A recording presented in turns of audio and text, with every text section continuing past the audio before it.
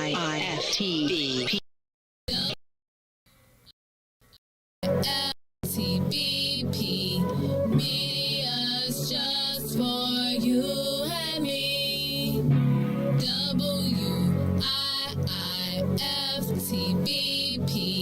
Media's just for you and me.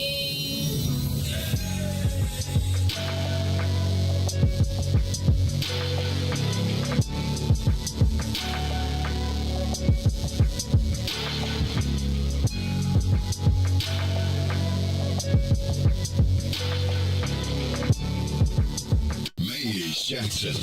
If you could make up a social media holiday, what would it be? Randy said National Don't Let No One Put You Down Day. No one. What you gonna do? So when they say something crazy, you slap them? Be like, man, he said. Randy said a Juke-a-thon Day. Man, we about 60 years old. I be done had a heart You gotta attack. get your heart rate up. Okay, not that far. Yeah. All right, man. Do what we call National Call Off from Work Day. As a business owner, I don't. You don't like that, yeah. I don't like that one. Because I'm the boss of this thing. We got Marcus Garvey Day from Remy too. Oh, Marcus Garvey Day. All right, what will we do on Marcus Garvey? Off from work. And then come in tomorrow. That would be great. Okay? Yeah, right. Every black holiday has something to do with calling off for work. You're cool. How about National Join a Positive Black Organization Day? Because I don't want to be recruited. I don't want to be recruited and the brothers be like, thank you. Thank you. How about National Tell White People the Truth Day? Tell them how you really feel. You can't handle the truth. Why don't we call that National Black People Get Locked Up Day? I'm going to tell them there's an African-American man threatening my life. Hello. The most dangerous show in the morning.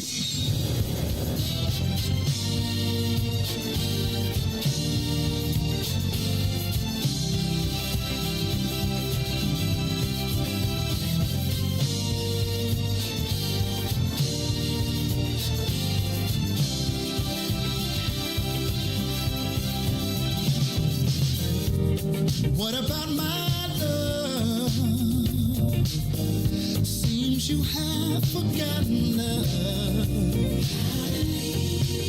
I do believe that something went wrong somewhere.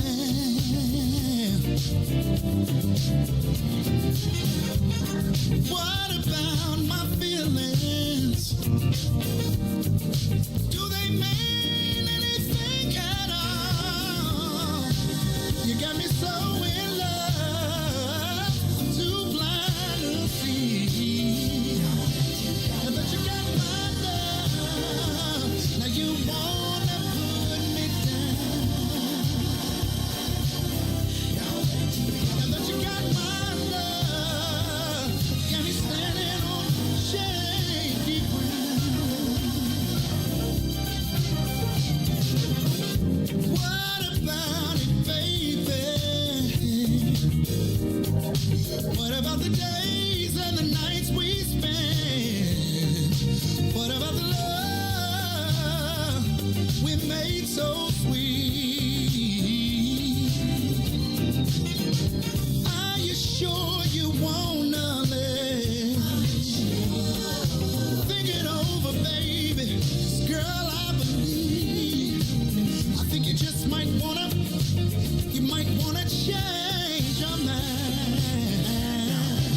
Now that you got my love, you don't even come around. Now that you got my love, got me standing on shaky ground.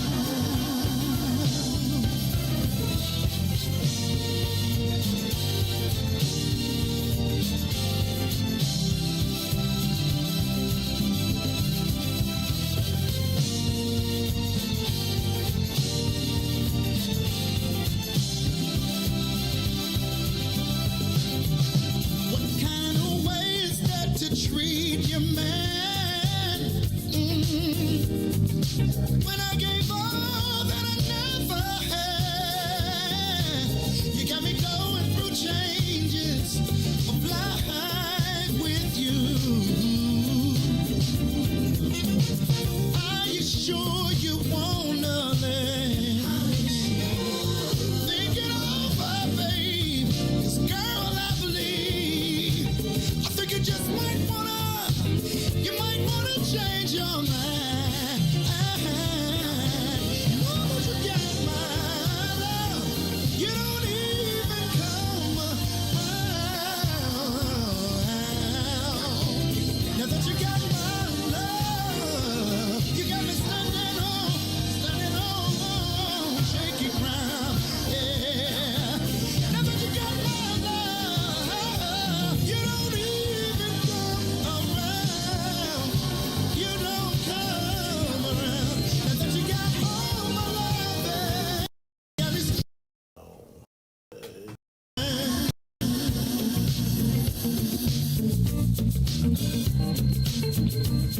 Put your hands together. Put your hands together.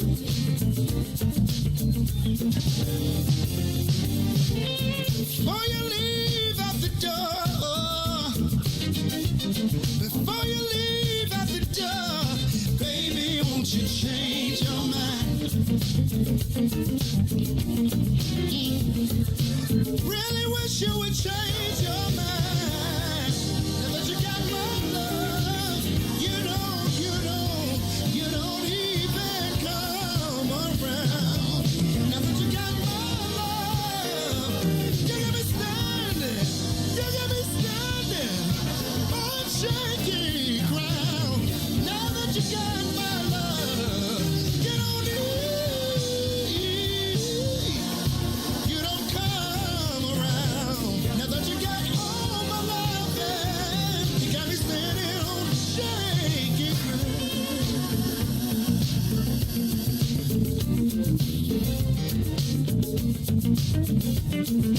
Put your hands together. Put your hands together.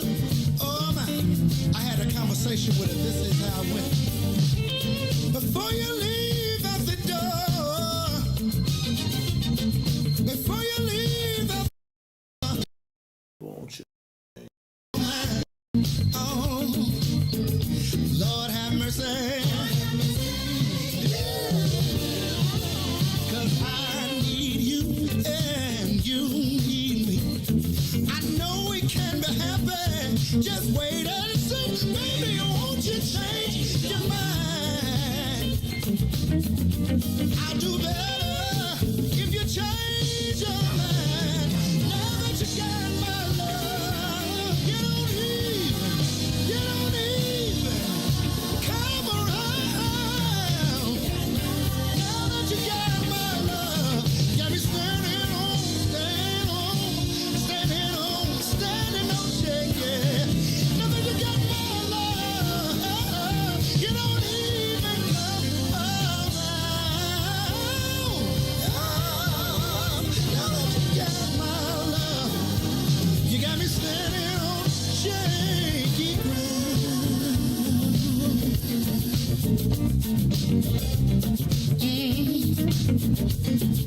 Baby, won't you change your mind?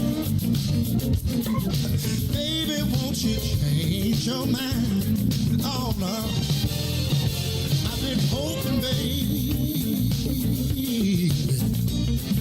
I've been praying, baby. Yes, I have. Baby, won't you change your mind? Oh no.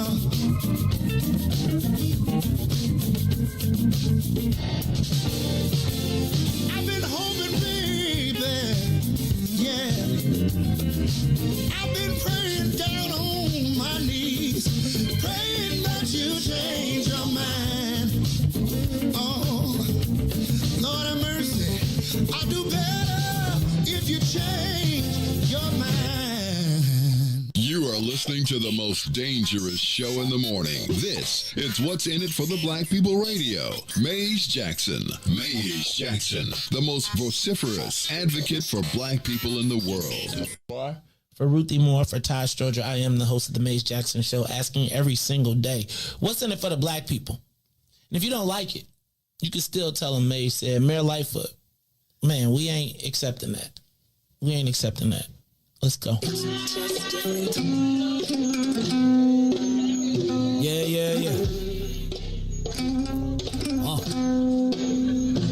Let's get down to business and go ahead and address the facts, man. Lightfoot seems more lesbian than black. Rahm Emanuel's another case. He was just as tired. 50 closed schools left much to be desired. Police had Anjanette naked on that body cam. They suppressed the footage so it couldn't touch a lot of hands. Reminds me of that 16 shots in that cover up. Both of them similar, so I went and dug it up. George Floyd killed, a lot of riots happened in the town. Southside burned and they wouldn't let them bridges down. Grandmother sick, need a prescription and plus a couple groceries. You gon' have to travel just to get it now. COVID-19 out here shutting all the business down. Not enough SBA loans to even give around. So many failed businesses that you can put them in the pile. If you don't survive the pandemic, it's gonna sit you down. We sing, dance, play ball, entertain, and crack jokes. Government infested black neighborhoods with crack smoke. System that milked us so bad, we got lactose. Still trying to find out what's in it for us black folks. We sing, dance, play ball, entertain, and crack jokes. Government infested black neighborhoods with crack smoke. System that milked us so bad, we got lactose. Still trying to find out what's in it for us black folks. Shout out to Willie Wilson, hope one day you get to send it.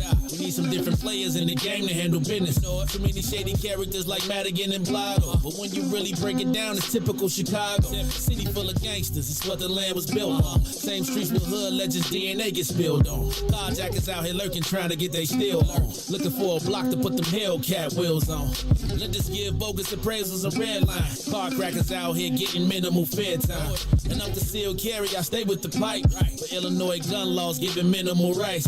Stay up on the swivel, make sure I'm moving tight. Check all of my mirrors when I pull up to the light. Pick my homie up from out of town, man, he caught a flight. He was hella nervous, told him, shorty, this a way of life. We sing, dance, play ball, entertain, and crack jokes. Government infested black neighborhoods with crack smoke. System that milked us so bad, we got lactose. Still trying to find out what's in it for us black folks. We sing, dance, play ball, entertain, and crack jokes. Government infested black neighborhoods with crack smoke. System that milked us so bad, we got lactose. Still trying to find out what's in it for us black folks.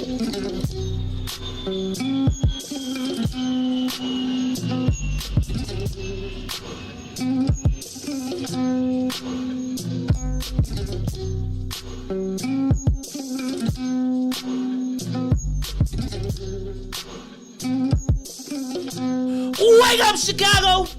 Wake up, world! This is the Maze Jackson Show. I'm your host, Maze Jackson. Got my co-host. Don't do it. If you don't want Maze to talk about something on air, you literally got to say, don't say that on air. Right, and Maze going to say, and he going to still find a way to say it. So go ahead. Go ahead. Make it your morning opening segment. Nope, I'm not going to even do it. I'm going to save it. I'm going to write this one down. This is a good one.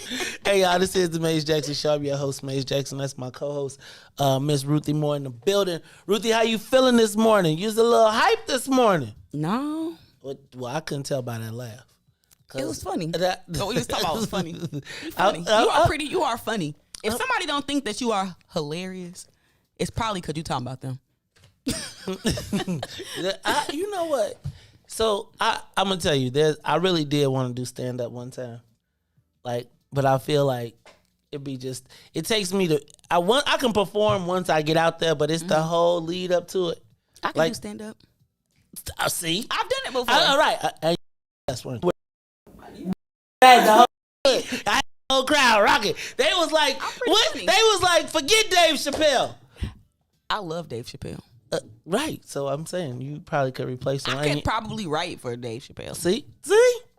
I'm a pretty good writer. Ruthie, I'm just okay. So, and I invented Chicago hip hop. No problem. No, I'm just joking. I'm just joking. Hey, y'all, this is the Maze Jackson Show. I'm your host, Maze Jackson. Got my co-host, Ruthie Moore, who, while she talks a lot of smack, is probably more similar that I think it might be the Aquarian. I think it is. I think it could be the Aquarian. I think we do think we could do anything. I can do anything. I feel the same way. And if it's two people doing it. I'm not good at algebra. Me either. I hate algebra. I'm not really good at math. I can use a calculator. I don't even. You give me a formula, I'll put that joint in. I was like, and you good at money counting. Now, why is, you know what? Money just seems so easy. That's math. But it's you can addition. Do it forwards. It's addition. Really, hopefully you're trying to be on multiplication. You know percentages too. A little bit. I just know how to move the decimal point. You just move the decimal point 2 points. But like if it be more than 3 zeros, I'd be getting a little nervous. Yeah, I'd be like, multiply that times. I'm with you. Math is, Math is too much. I can read very well though. I think that might be a quick. Like that's me too. Like I'm read history, like any of the analysis. Now you want me to start looking at numbers, man, and be like, unless it's money involved. But then that's the capitalism in me, right? I'd be like, how do we multiply this? How do I take this number, not add to it? I want multiples. Like multiples. Because when you get, let me stop. When you get me all caught up in, I'll start getting all excited. You know, money. It's the Maze Jackson Show. I'm your host, Maze Jackson. Got my girl, Ruthie Moore, in the building. Shout out to my man, Mr. Business in the Front, Party in the Back, DJ Riis the Ruler. DJ Riis the Ruler, how you feeling today? It is Wednesday, you know. Blessed by the best, you know, the rest.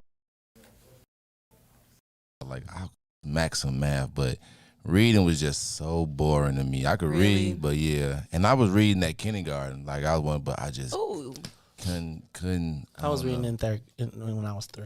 I don't ever remember not being able to read. See? Look, oh my see? God. Look at that. You see how that went? I'm done. Kindergarten 3. I was born reading. I was born reading. I came out like, mama, the analysis. No, go ahead. Hey, the first book I learned how to read was Are You My Mother? What? Y'all never. Mine was A Duck is a Duck. It was Are You My Mother? Mine was Silly Sally. But check this out, though. Let me tell you how it worked, though. Because I actually couldn't read. I just had memorized from people reading it to me. Everybody did that. And I mean, I was good. I was right. I was They flipping turn them the pages. page. I think they knew too. I think they just let me. I think the first act time like I you was do reading. it, I think the first time they be like, wait a minute. Then they be like, then when your page turn be off one time, they be like, that ain't what that page say. Nuh-uh, they never bust me out. I think they just let me go with it. Go ahead. But then you memorize the words because you start to associate the words with the pictures. Oh, huh? With the pictures. Yep, words and pictures. We learned phonics.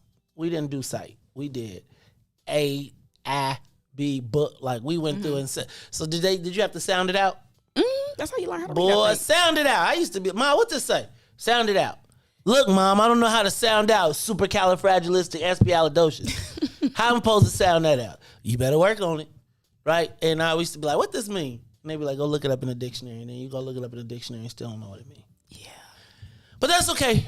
It is the Maze Jackson Show. Riis, you know this your day, man. No, not today. Oh, y'all taking this your off day? Yeah, you know I get that one off of the month. It's look, it's you see- 5 Wednesdays. you see how It's Riis 5 got on- Wednesdays. Do you got on a hat and a do-rag?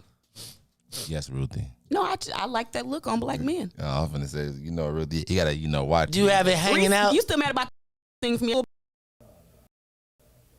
It's okay.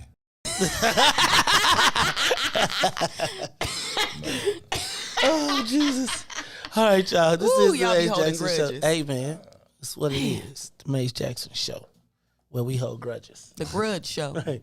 Like, it's the Maze Jackson Show where we don't like no damn body.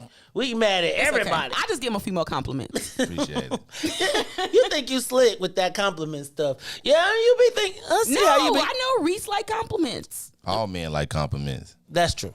That is true. I think that's a Be giving page out women all could. day. Right. I think that's a page women miss. They be like, you know what? That needs to be a class.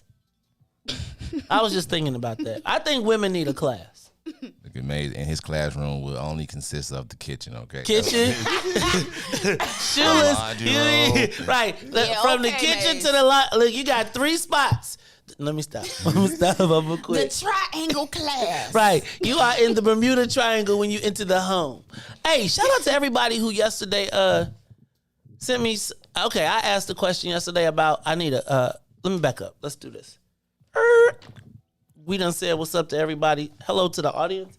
Let's do this, Riis. Let's get the soul plane up to 60,000 feet. We are up and away. It's the Maze Jackson Show. I'm your host, Maze Jackson, Ruthie Moore, DJ Riis the Ruler, all rocking on the things. You know, Todd really done took this Monday thing serious. I'm going to have somebody sitting in the seat on Monday, watch. Because then, he took the holiday, so Monday was the holiday, so we're this week. Right. I got your benefits, Todd. Speaking of benefits, so yesterday, I had Ruthie, I've come to the point where we've probably gotten busy and we're looking for somebody to clean the house. Mm-hmm. So last time I had somebody clean the house, Ruthie, we came up short. I'm not going to say no names, but I must tell you, I've had a variety of cleaning people in my life. Mm-hmm. Most of them of Polish descent. Okay. In another life. Now that I am all about the blackness, I hired a black cleaning company and we came up short. And so not only did I get charged an exorbitant amount of money, Mm-hmm.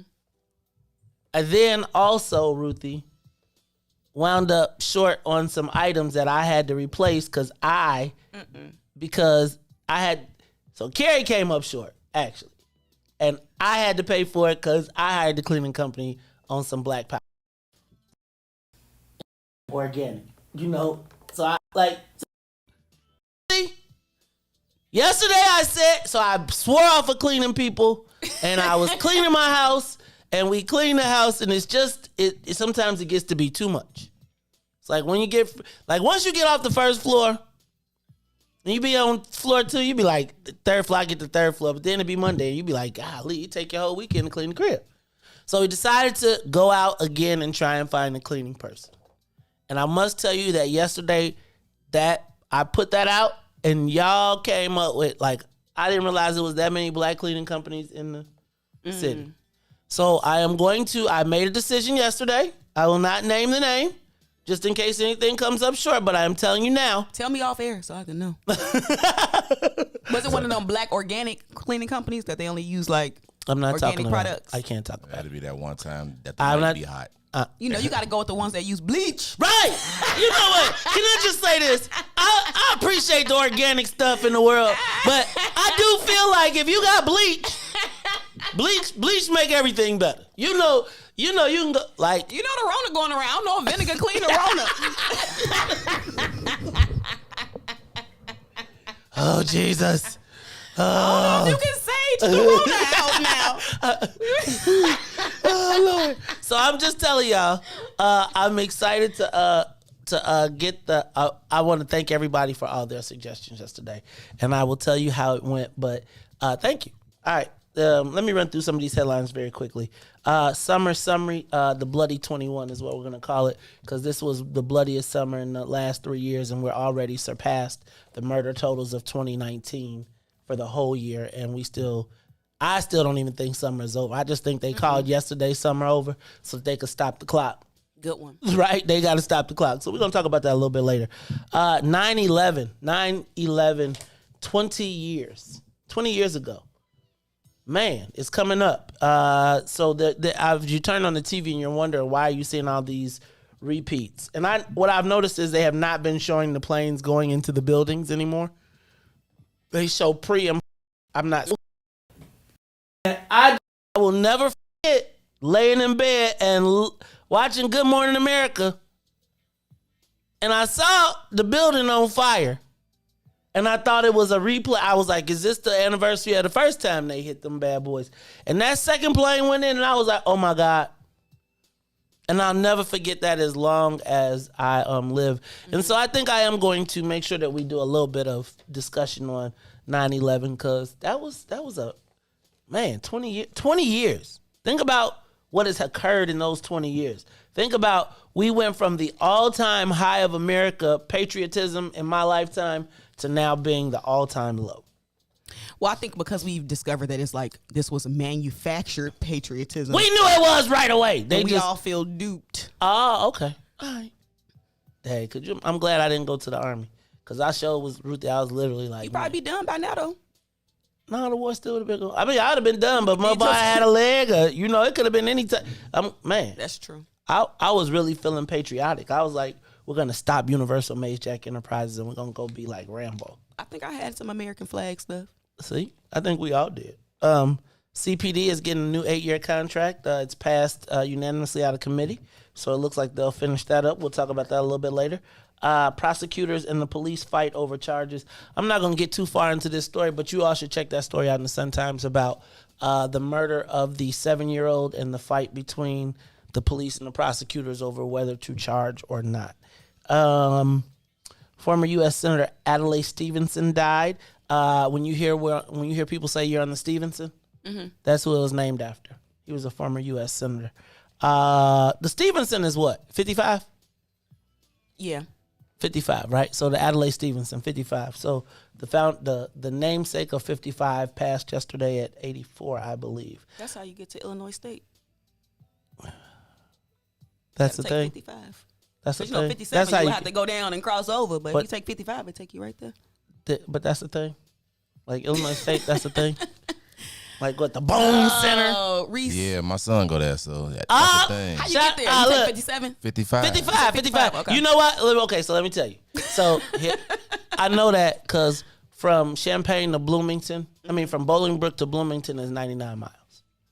That's the sign. So I always, when I was a kid, but I didn't know Illinois State was there. But that's also the way you go to Springfield. 55? 55, or you can take 57 and do the same thing and cross over. Okay. Well, you take 57 and then you got to cross over in Champaign to go across. Interesting. But if you take 55, it's a straight shot to Springfield too. Taliban formed their own government. Do y'all think they're going to have a Department of Tourism? Like, you think anybody's going to go tour Afghanistan? Like, is it going to be like... I'm not touching this one. I'm not. Okay, I'm just saying. Like, what that government look like? What is the welcome when you get off the plane? What do it be like? Welcome to Afghanistan. Where they'll put a hood on you when you get off the plane. What? I'm just saying. I'm just saying. All right. How about this one? Pitchfork weekend. Pitchfork. Now, they're back in, now when I was coming up, you couldn't have had that because all the folks would have been there. All the folks would have thought it was their festival, and they would have been all out there like having photo shoots and all type of stuff. And the white people would have been like, and where it's at now, it would have been it would have been on the west side. So why is it called Pitchfork?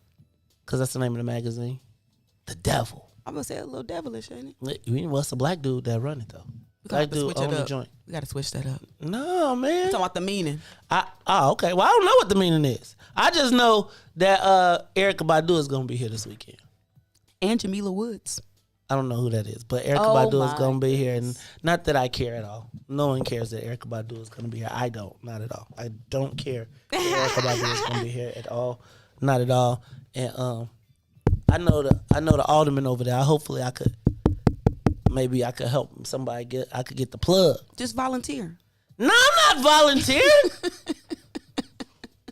Good Lord. And then did you see superintendent said everybody cannot come around your kids? He did. I know. But I was thinking like, dang, this what we come to. This is I thought the same thing. This is our crime fighting strategy. They knocked on the door. Don't be letting these people come around your kids. Look, y'all, this is the Maze Jackson Show. We got to say what's up to the WBGX 1570 AM audience. Thank you all for tuning in to us. Everybody, whether you are on WBGX 1570 AM, whether you're listening on the TuneIn app, whether you're on Facebook Live, YouTube, Twitter, or Twitch, this is the Maze Jackson Show. Look, Riis, we're going to take a little traffic and weather, and we'll be right back after these messages. The Maze Jackson Show will be back after this break. Monster Jam. Coming to Allstate Arena September 17th through 19th. Brought to you by BKT Tires. Visit monsterjam.com for event details. You have to see it live, so get your tickets today. Shop at Black-owned and operated Solo Beauty, where you are appreciated and respected. Located at 8158 South Cottage Grove, Solo Beauty can supply all of your black hair care needs. Solo Beauty is open from 11 a.m. to 8 p.m. Stay through. And now, traffic and weather. Good morning. What's in it for the Black People Media family? The time is now 6:34 a.m. and I'm Riis the Ruler with your Chicagoland area sports, traffic, and weather report. In sports, the Chicago Cubs was at home, clinging to a 7-win streak, taking on the Cincinnati Reds. They tried to make a late push in the 8th, but it wasn't enough as they fall short and lose 4-3. The Chicago White Sox back in action in Oakland, taking on the A's. Sox will have the backs cracking as they score 6 runs and beat the A's 6-3. Over the traffic on the Kennedy O'Hare to the Loop is 25 minutes. Outbound to O'Hare 17. On the Eden inbound from Deerfield to the Exchange will be 31 minutes. Exchange to Deerfield will be 27. On the Eisenhower, Thorndale to the Loop is 37. Back out to Thorndale will be 30. Dan Ryan. 36 minutes. Outbound will be 31.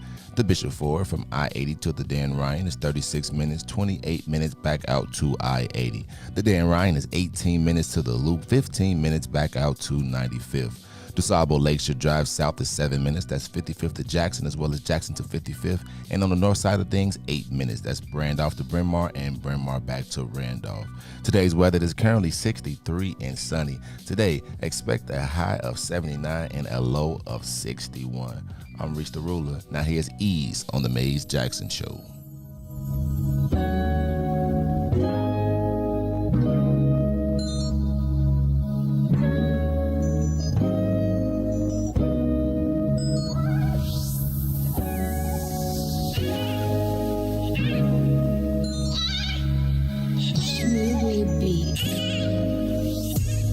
I press decline and you keep calling me. Give you some love and you want all of it. I'm out here working, nigga, get a grip. I'm just trying to touch a million, you just wanna coexist. I say you clingy and you contradict. Give you my heart, you think it's counterfeit. Give you my word and you won't trust in it. What's the point of loving me if you don't know what trust is? I need the ease you give now. Please don't back down on me. I know you've got the attention I need. Put your pride aside for me. Oh, 'cause I need that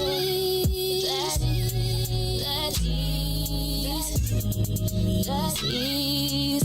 Put your pride aside for me. That ease. While I'm out trying to get that ease. Know that I need that ease. Put your pride aside for me, baby. You're insecure, it's driving me crazy. I'm trying to get it and you keep on saying it all my love, it's never enough. I put up with you for too long, now I'm over it. You want affection, I need money, I'ma call it quits. That is, that is, that is. Put your pride aside for me. That is, while I'm trying to get it, that is. Put your pride aside for me. Back to the Maze Jackson Show. You are listening to the most dangerous show in the morning. This is What's in It for the Black People Radio. Maze Jackson. Maze Jackson, the most vociferous advocate for black people in the world.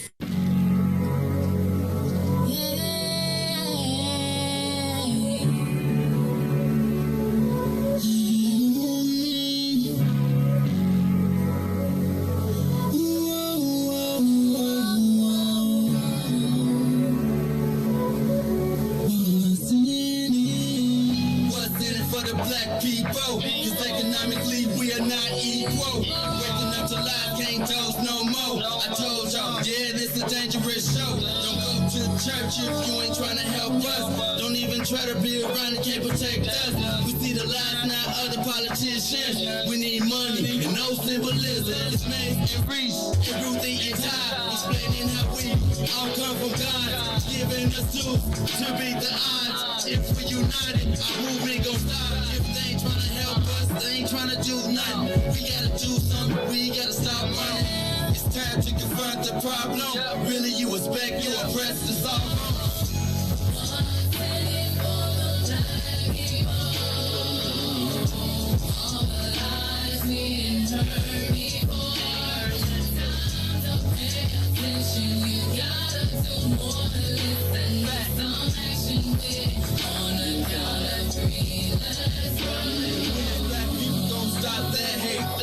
In the mirror, realize you great. Yeah, we always argue with our brothers, but ain't nobody gonna take our place. Just stay in tune and stay on top about who forward, about who not. Just green light all the black economy, then watch all the shooting don't stop. To my black people in power, just remember we put you in power. If you really wanna save all the black princesses, be Mario and I Bowser. They gave us a hard job. We gon' make it if we do it together. Divided we fall, we gotta evolve. With confidence, you are ready before you started. With no confidence in the people, we always gon' be defeated. Wake up, Chicago. Wake up, world. This is the Maze Jackson Show. I'm your host, Maze Jackson. Got my co-host, Ruthie Moore in the building, plus DJ Riis the Ruler. Y'all don't forget it is Wednesday. So we got a little nighttime lineup. We got Chris the Critic.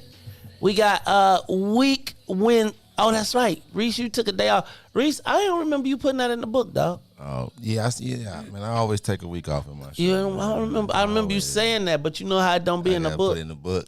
You ain't put it in the book, though. I got a good one, man. I got a good one next week. So I don't know, Riis. A good one. A good one. Listen, man.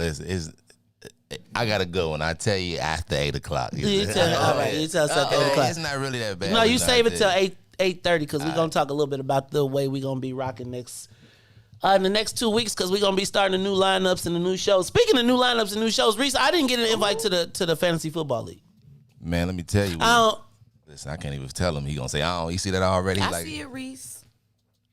We ain't have enough players. Better get it together. Go ahead. We ain't have enough players, man. I tried. How many y'all need? How That's many y'all have? because you know why they only have got 6, and we needed at least like 10. I told y'all should have actively recruited women. I'm saying like this. Watch this. Watch. Actively. Whoa. This is what happens when you leave like this. Do you know what? So this the thing though.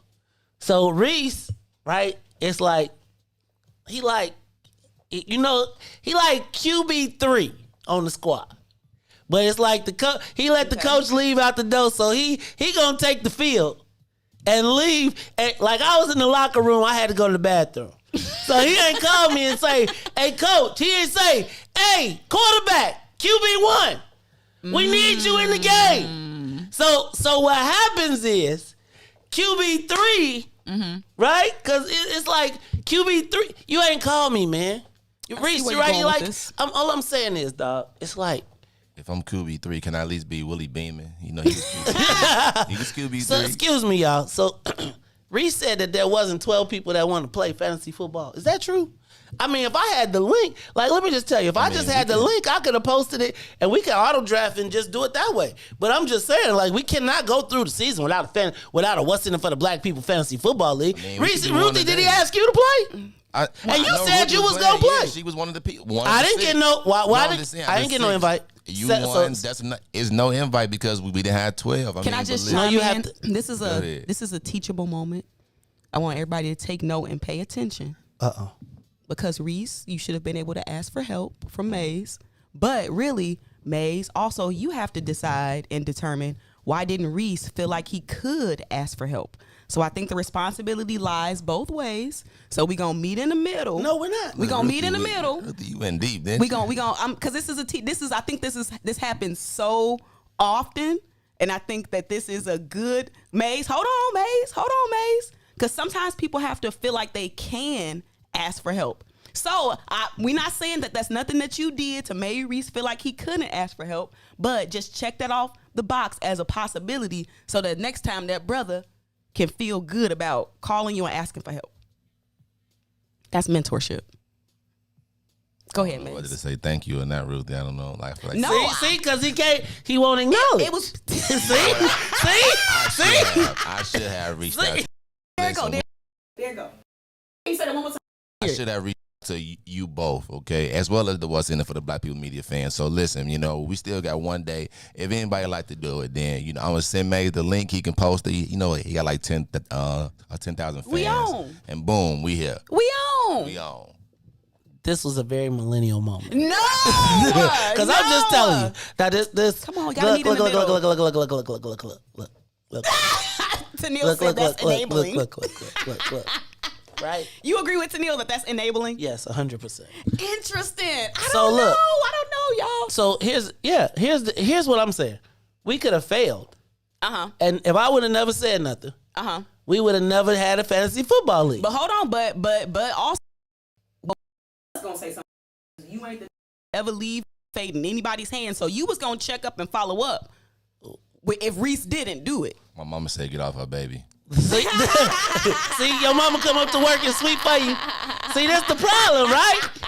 Like, all I'm saying is, holla at your man. Like, here go the thing. I bet. See, this when I be like, and this when people gonna be mad at me, right? Because I say, don't nobody tell, but Riis don't say nothing on payday. So I ain't gonna even trip. Right? I ain't gonna even say nothing because Riis, I'll be like, Riis, let me get your hours. He'd be like 2 days later. Now I'm gonna be one of these times, I'm gonna be like, well, you missed payday. Right? You gotta wait till the next 2 weeks. But my point is, like, we in it as a team. And it's like, I may be a grouchy team member, but I ain't gonna never let the team fail. So everybody gotta adapt to, you are enabling, Ruthie. I gotta say that. You think that's enabling? Yes! What y'all think out in the audience land? Is this enabling or is this? Do I need to coddle Riis to get him for us to win? Not coddling. Do I need to say, Riis, not coddling? That's not coddling. Oh, Riis, come to me, son. Not son. I don't mean that like that because I don't want. It's so funny, though. It's so. No. Riis, I want this creating a welcoming and warm environment where it's toasty and you can feel like you're safe from the outside world, where the warmth of us will hug you as you try to figure out. That's brotherhood. No, brotherhood is, my dude, where's the invite? This is fantasy football. So wait, we gotta be sensitive. We gotta be sensitive for fantasy football. This is what America means. That's right, Boosie. QB1 mean in the mug, boy. Guess what? Ask anybody they want to give Mike his rings back. That's what happened when you get them big contracts. Ask anybody when you want. I'm mean. I'm not mean. That's what happened when you give them the big contracts. Y'all, you know what? This is why China is doing what it's doing. See, Devin said it's not coddling. That's right. He said not coddling. No. This is why China is doing what it's doing right now. Wow, you saw what China doing? I see that they're changing their educational. No, that too. But China is they're banning unmasculinity from TV. If you're not a masculine man, you cannot be on TV. They are making boys go to class to be men. Because as we soften our boys up, they be like, we coming over to America, we getting it all. Go ahead, man. It's like when Salim be like, the excretion of the elephant. I can't even think up no Salim words because it's like, that'd be like, you got to go to dictionary too for Salim. I'd be like, okay, Salim, let me look that up. So all I'm saying is, y'all, is this why my son be quiet? No, I'm just joking. I'm just joking. No, it's like you got to face the lion all the time, and it's like once you realize the lion ain't really a lion, because it's like all I ever want to do is see anybody succeed, right? I might have a little, but it ain't really no time if somebody come to me, then I ain't really trying to figure out how we gonna get you to it. So anyway, all this is just to say, look, we want to have a fantasy football league because I think it's something that'll connect us all. So Riis, you send me a link. And we will share it. And everybody, I know that there are at least 12 people that would like to play. And we're going to have some camaraderie. Riis has got a whole slate of events planned for you. There's going to be some live interactions. There's going to be some great stuff. So and I think he's trying to talk me into buying a belt. Right? Trying to talk me into buying a world championship belt. It's like the $299. So we're going to do a paid league and a free league. Riis, because I think this is a thing that, I think this is something that we should grow and we can develop an audience. So look, Riis, we're going to have a free league. Let's have a paid league. I think you put those things up, we share them. We'll have both of them. Let's set those things up and we'll get it cracking. Whether you want to draft tonight, tomorrow, or we want to do an auto draft, I'm all good with however we do it, but let's get it done. Henry Hartsfeld is trying to go because he won. Yeah, I know. He messaged me like he wanted the 6 too. See, I didn't message you. So is that 7 now? You was already in the 6. Man. I didn't even get no invite. How could I be in the 6? I didn't even get no invite. Everybody likes to be. Ruthie, I'm hurt. See, Riis, you should have asked Mays. Did he want to get an invite to play so that maybe he wouldn't have been so sensitive? Lord have mercy. I don't know. This is why I can't. See this. Hazing. He's hazing me. Intergenerational. Yes, it is. Toughen up. It's the Mays Jackson Show. Ruthie, don't be around here. Gotta have, listen, as a woman, I tend to be more on the emotional side. I'm okay with that. I think about people's feelings and you thinking about. Right, I'm thinking about we gotta. We gotta go to war. It gotta be both. Who gonna make sure y'all straight when it go down? Not the scary boys. I'm gonna call Mays. Thank you. And I'm gonna have a sword. And I'm gonna call Riis. And I'm gonna say, Riis. He gonna be like, I'm not going outside today. Do you see all Them masculine Chinamen out there ready to go to war. I'm just saying, you see China making dudes lift weights now. Like ain't no more, what's that K-pop? Ain't no K-pop no more in China. They finna be rapping. Ain't no K-pop in China. They like, Charlie, okay. Y'all better stop it. I'm trying to help y'all in this world. All right, y'all, you know what? That's why I love y'all, though. Because it's like, it's all family. Riis, you're not going to, watch Riis going to quit. Yeah, man, messing with my mental health right now, yo. You know, that's the new one. That's the new one, mental health. When you say mental health, people be like, leave alone. I have mental. My daughter told me that one day, and she was dead serious. I'm taking a mental health day. That's a serious thing. They just passed the thing in Illinois where the kids get those days off of school. I've been taking mental health days off of school. That's a thing. Y'all better stop playing with mental health. Hey man, you can't, man. People crazy now. You should take mental health days. Like that's a viable thing. Like use your sick time at work as a mental health day. That's a viable use of your benefit time. Y'all driving me crazy. Can you say they driving me crazy? I need a day. You just gotta say I need a mental health break. Nobody really can. Then I'll be looking at you funny when you come back the next day. Though, is your mental health better now? Today it was one day just. It was just enough. You ain't gotta go to. I'm just saying. If you take a mental health day, I'm just saying. I can't say nothing, but I am gonna be looking like you took a mental health day. What was wrong with you? Well, did you? No, but I'm saying you fixed your mental health in one day. Now, I would be checking. Now we get a metal detector. See, that's why I ain't gonna come to Maze with my mental health issues. That's you just gotta say I got cramps. That's mental health too. Cheesy Pete. You know what? So I'm gonna tell you, if you say you got cramps, though, ain't no dude asking no questions. Oh, we know. That's it. Right. Cramps. I got a head. Tap. No, you can just. Nauseous. You could be irritable. No, but I'm saying all you gotta do all is, these things. But if you want to do not to even ask no question, you don't want like the boss, nobody. Kind of like you gotta wash your hair. Poof. Huh? Kind of like you gotta. I'm washing my hair tonight. Poof. You be like, I'm done. No problems. No questions. I don't even. No discussion. I got necessary. Cramps. Nope. You need to leave. You're right. Your Uber is 4 minutes away. Right. But I will say the only thing about having cramps is that anytime your stomach hurt, like when you young, your parents gonna say, "Oh, you probably just got cramps." And you like, no, I have an ulcer. This is not my period. I have an ulcer, Mom. Did you say? Don't say the word. What word? Period.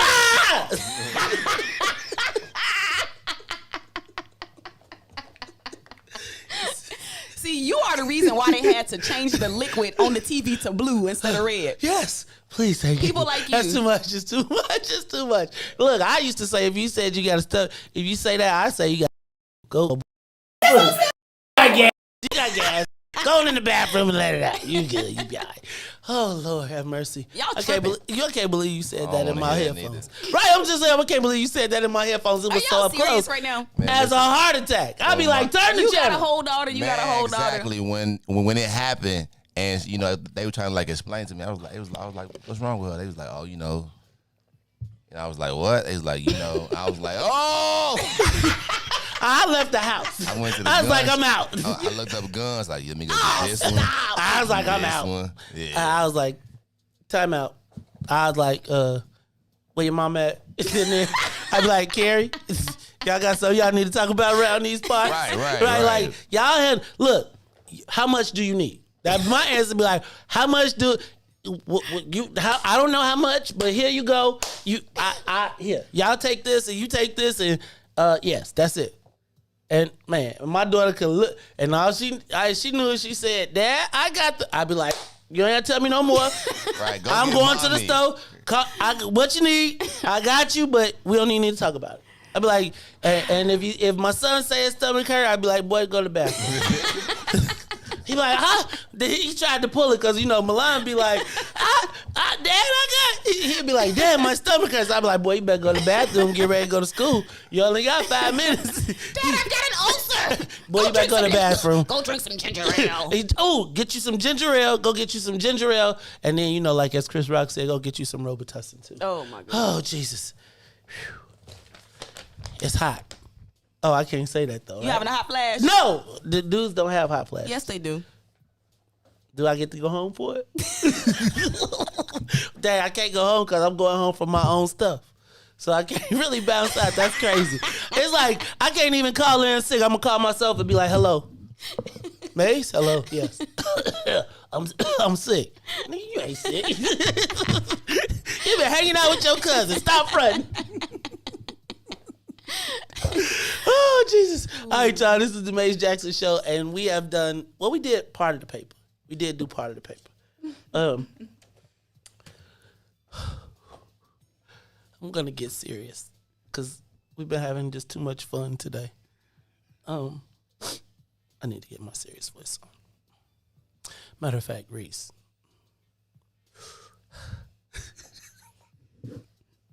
Could you please give me the big voice? It's time for the social media question of the day.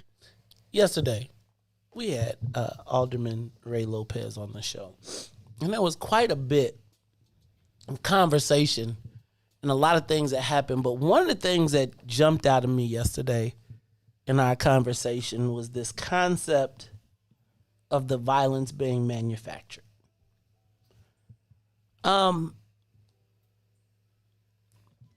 Let me be honest with you.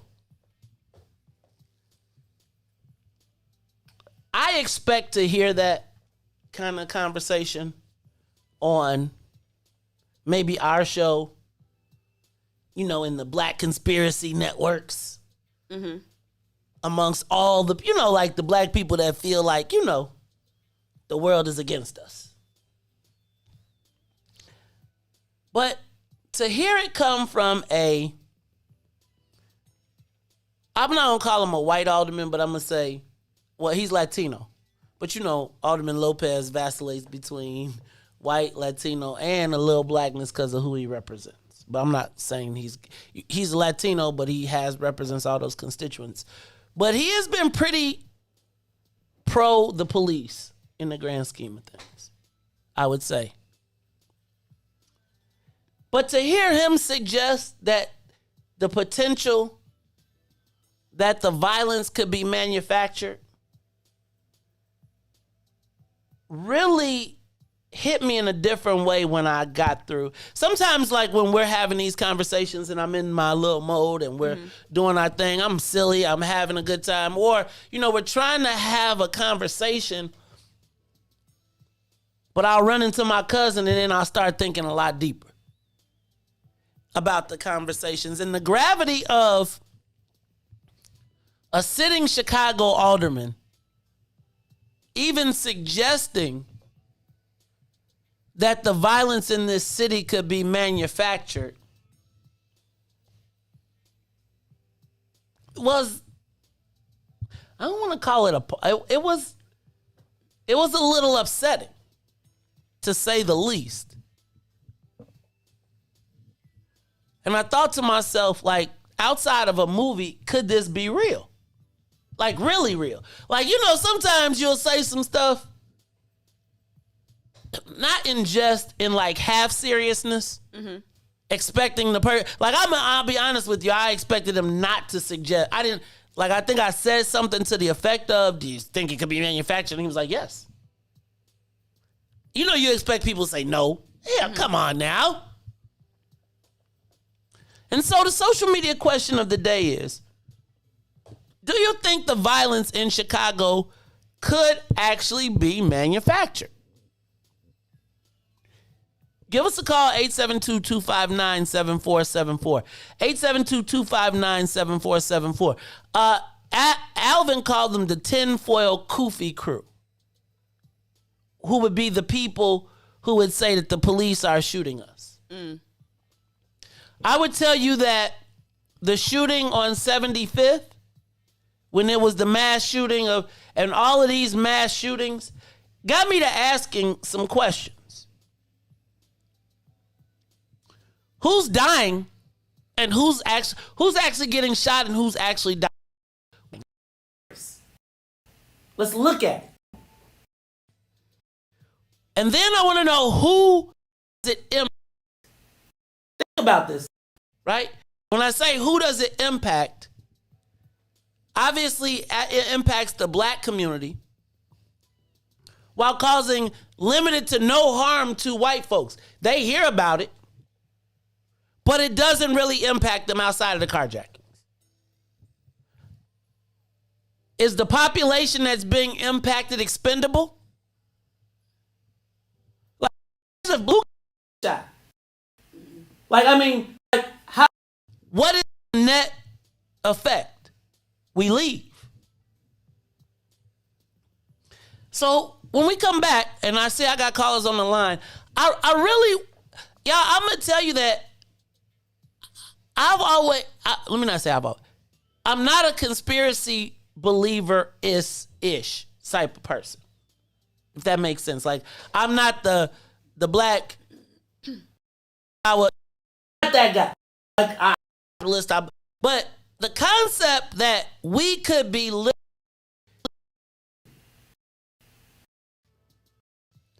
for shootings to create a political environment? How far fetched is that? Do you really think that people that it's almost impossible for me to believe that white folks in Chicago are so nefarious, like that nefarious, that they would kill people and shoot innocent people to create an environment? Is that really possible? Let's talk about it when we come back. We're going to take a quick break, and we'll be back after traffic, news, and the weather. The Maze Jackson Show will be back after this break.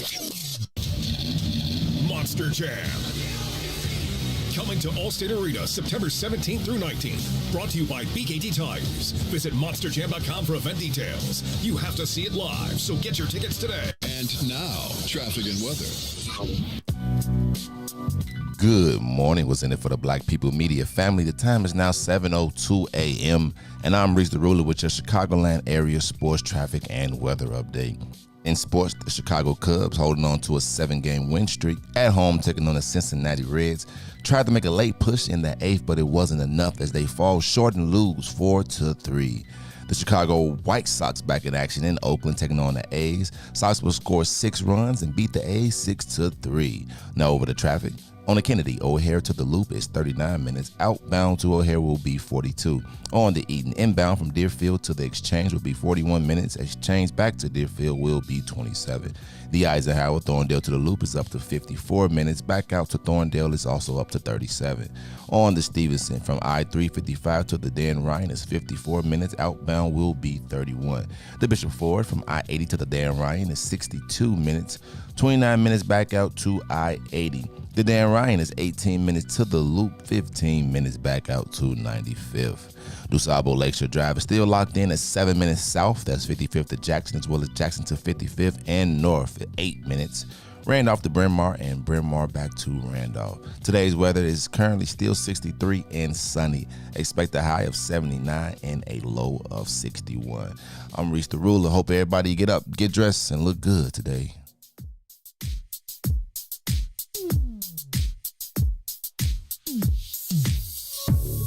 I don't know what you did, but you did it right. Girl, you make it look so easy. Everywhere you go, there's turning left and right. Can't say you a dime, you're a 20-piece. Cause girl, you're the reason I be acting funny. Everything in me telling me don't let you get away. And all the guys looking like they wanna love you. Every day I'm your body, got none over my dead body. Why you gotta look so good? Why you gotta look so good? Why you gotta look so good? With your hair done, nails done, when you put that clothes on. Why you gotta look so good, good, good, good, good? With your hair done, nails done. When you put that grown on, girl, why you gotta look so good? I can look and see you're not an average chick. You're shutting it down everywhere you go. Girl, I want you as bad as I want a check. Cause you're sexy from head to toe. Girl, you're the reason I be acting funny. Everything in me telling me all that you get away. And all the guys looking like they wanna love you. Every day I'm your bodyguard, not over my dead body. Why you gotta look so good? Why you gotta look so good? Why you gotta look so good?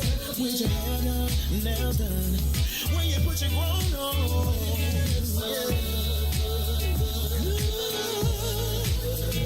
It's something about you. When you put your clothes on. Oh, when you're waking up straight out of bed, girl, why you gotta look so good? Oh, when you're at the job just taking a break, girl, why you gotta look so good? In the club turning up, why you gotta look so good? On the dance floor, giving more. Why you gotta look so good? Why you gotta look so good? Why you gotta look so good? Girl, you know you be killing them when you be getting your own wanna know. Why you gotta look so good? With your hair done and your nails done. When you put that grown on, girl, why you gotta look so good? Girl, why you gotta look so good? Why you gotta look so good?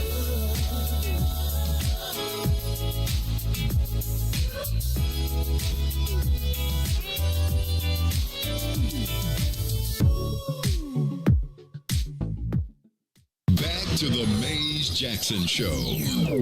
You are listening to the most dangerous show in the morning. This is What's in It for the Black People Radio. Maze Jackson. Maze Jackson, the most vociferous advocate for black people in the world.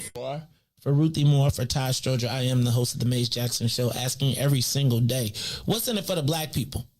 And if you don't like it, you can still tell them Maze said, Mayor Lightfoot, man, we ain't accepting that. We ain't accepting that. Let's go. Yeah.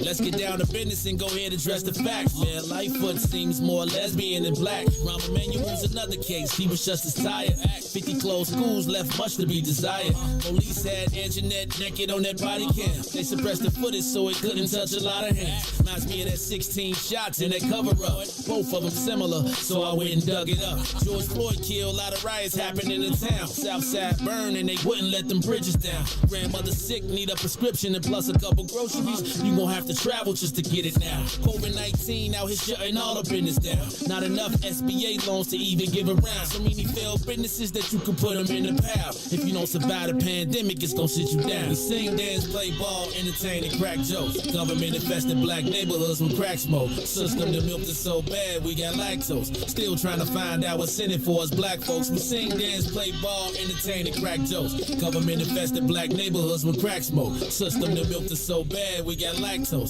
Still trying to find out what's in it for us black folks. Shout out to Willie Wilson, hope one day you get to send it. We need some different players in the game to handle business. So many shady characters like Madigan and Blago. But when you really break it down, it's typical Chicago. City full of gangsters, it's what the land was built on. Same streets with hood legends, DNA gets spilled on. Carjackers out here lurking, trying to get they steal on. Looking for a block to put them Hellcat wheels on. Let us give bogus appraisals a red line. Car crackers out here getting minimal fair time. And up the seal carry, I stay with the pipe. The Illinois gun laws giving minimal rights. Stay up on the swivel, make sure I'm moving tight. Check all of my mirrors when I pull up to the light. Pick my homie up from out of town, man, he caught a flight. He was hella nervous, told him, shorty, this is a way of life. We sing, dance, play ball, entertain, and crack jokes. Government infested black neighborhoods with crack smoke. System that milked us so bad, we got lactose. Still trying to find out what's in it for us black folks. We sing, dance, play ball, entertain, and crack jokes. Government infested black neighborhoods with crack smoke. System that milked us so bad, we got lactose. Still trying to find out what's in it for us black folks.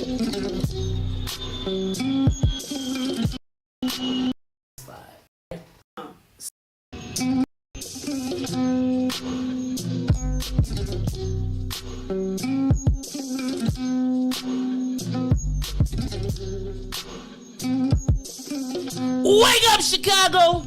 Wake up, world. This is the Maze Jackson Show. I'm your host, Maze Jackson. Got my co-host, Ruthie Moore, in the building, DJ Riis the Ruler. Hey, y'all. Check out. I want to remind y'all that I'm going to mention this a little bit later, but on I'm going to be watching the Bears game on Sunday. I think I'm going to have a few friends over.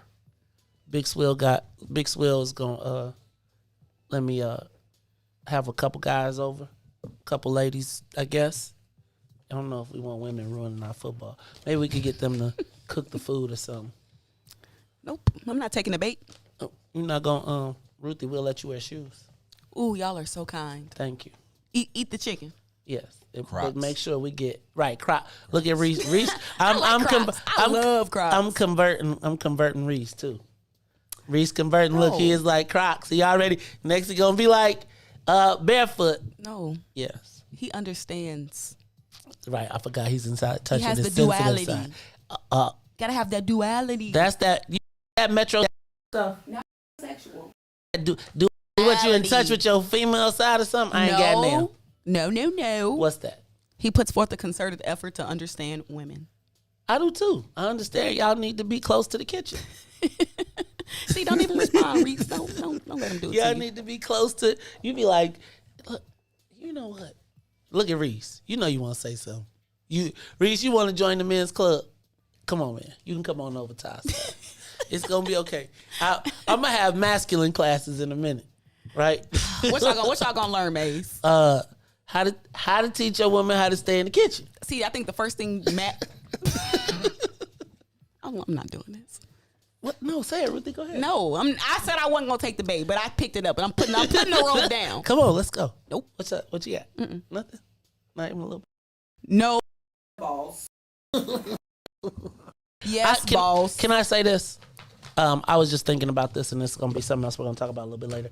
We got to take boss out of our vocabulary. What you want to change it to? I don't know, but stop the because I'm thinking about these transcendental words, and I was just thinking, like when we say boss, it's a derivative of boss. I'm through with the boss, so don't boss. Just say. This guy. Yes, sir, black man. Black king, thank you. Yes, sir, black king. Well, I'll be damned. See? I'm learnable. Okay. All right. Look, we got a question. I'm just playing. No, I'm just playing. You almost had it. All right, y'all. We've been acting a little silly this morning, but I really that conversation yesterday with Alderman Lopez really got me to thinking. And I want to ask the social media question again. Do you think that it is possible that the violence in Chicago is manufactured? Ruthie, we got a phone call, but I want to... Well, let's go to James. James, you're on the Maze Jackson Show. Social media question of the day. Could the violence in Chicago be manufactured? Hey, Maze. Good morning, Ruthie. Good morning, Maze. What's up, James? Big Slim, dog. I know who it is. What's up, fam? Maze. First of all, I'm kind of surprised at you, brother. This has been said for quite a while, coming from our community, that a lot of this killing is manufactured killing. It's just sad that we have to hear from other people in order for it to be believable, when we're the one experiencing it and seeing what's going on in the street. Now, it's crazy that we as black people, nice, these so-called puppet masters and these people who make policies and conduct what's going on in our neighborhood. The minister, y'all gonna appreciate this man in the message of one day. He said, this was years ago, he said how, of course, we create the atmosphere for this. We make it so easy for them for something like this to go on in our community with what I call emotional kill. With the little kid that's sitting on a porch, or the mom that's sitting at the bus stop, and people that don't have nothing to do with nothing getting shot.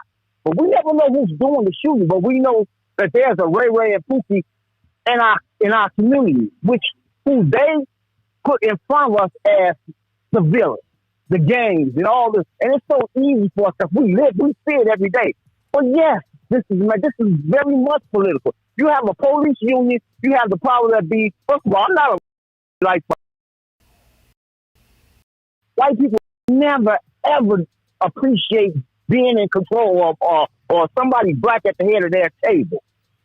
The biggest fear with white folks is black people in crime. So all of this coincide with the genocide, the crime, all of this is political. Yes, they want her out of office. Yes, the white folks want the city back. And yes, this is being manufactured. We've been saying this forever. These so-called mass shootings, come on, man. Yes, this is manufactured. Yes, this is political. Yes, this is about gentrification. All of that coincides. So we so woven into this society that we had conformed so much that, now we get to sit down next to Bobby, good old white boy walking down the street with this big old smile. They put the good white folks in front of you.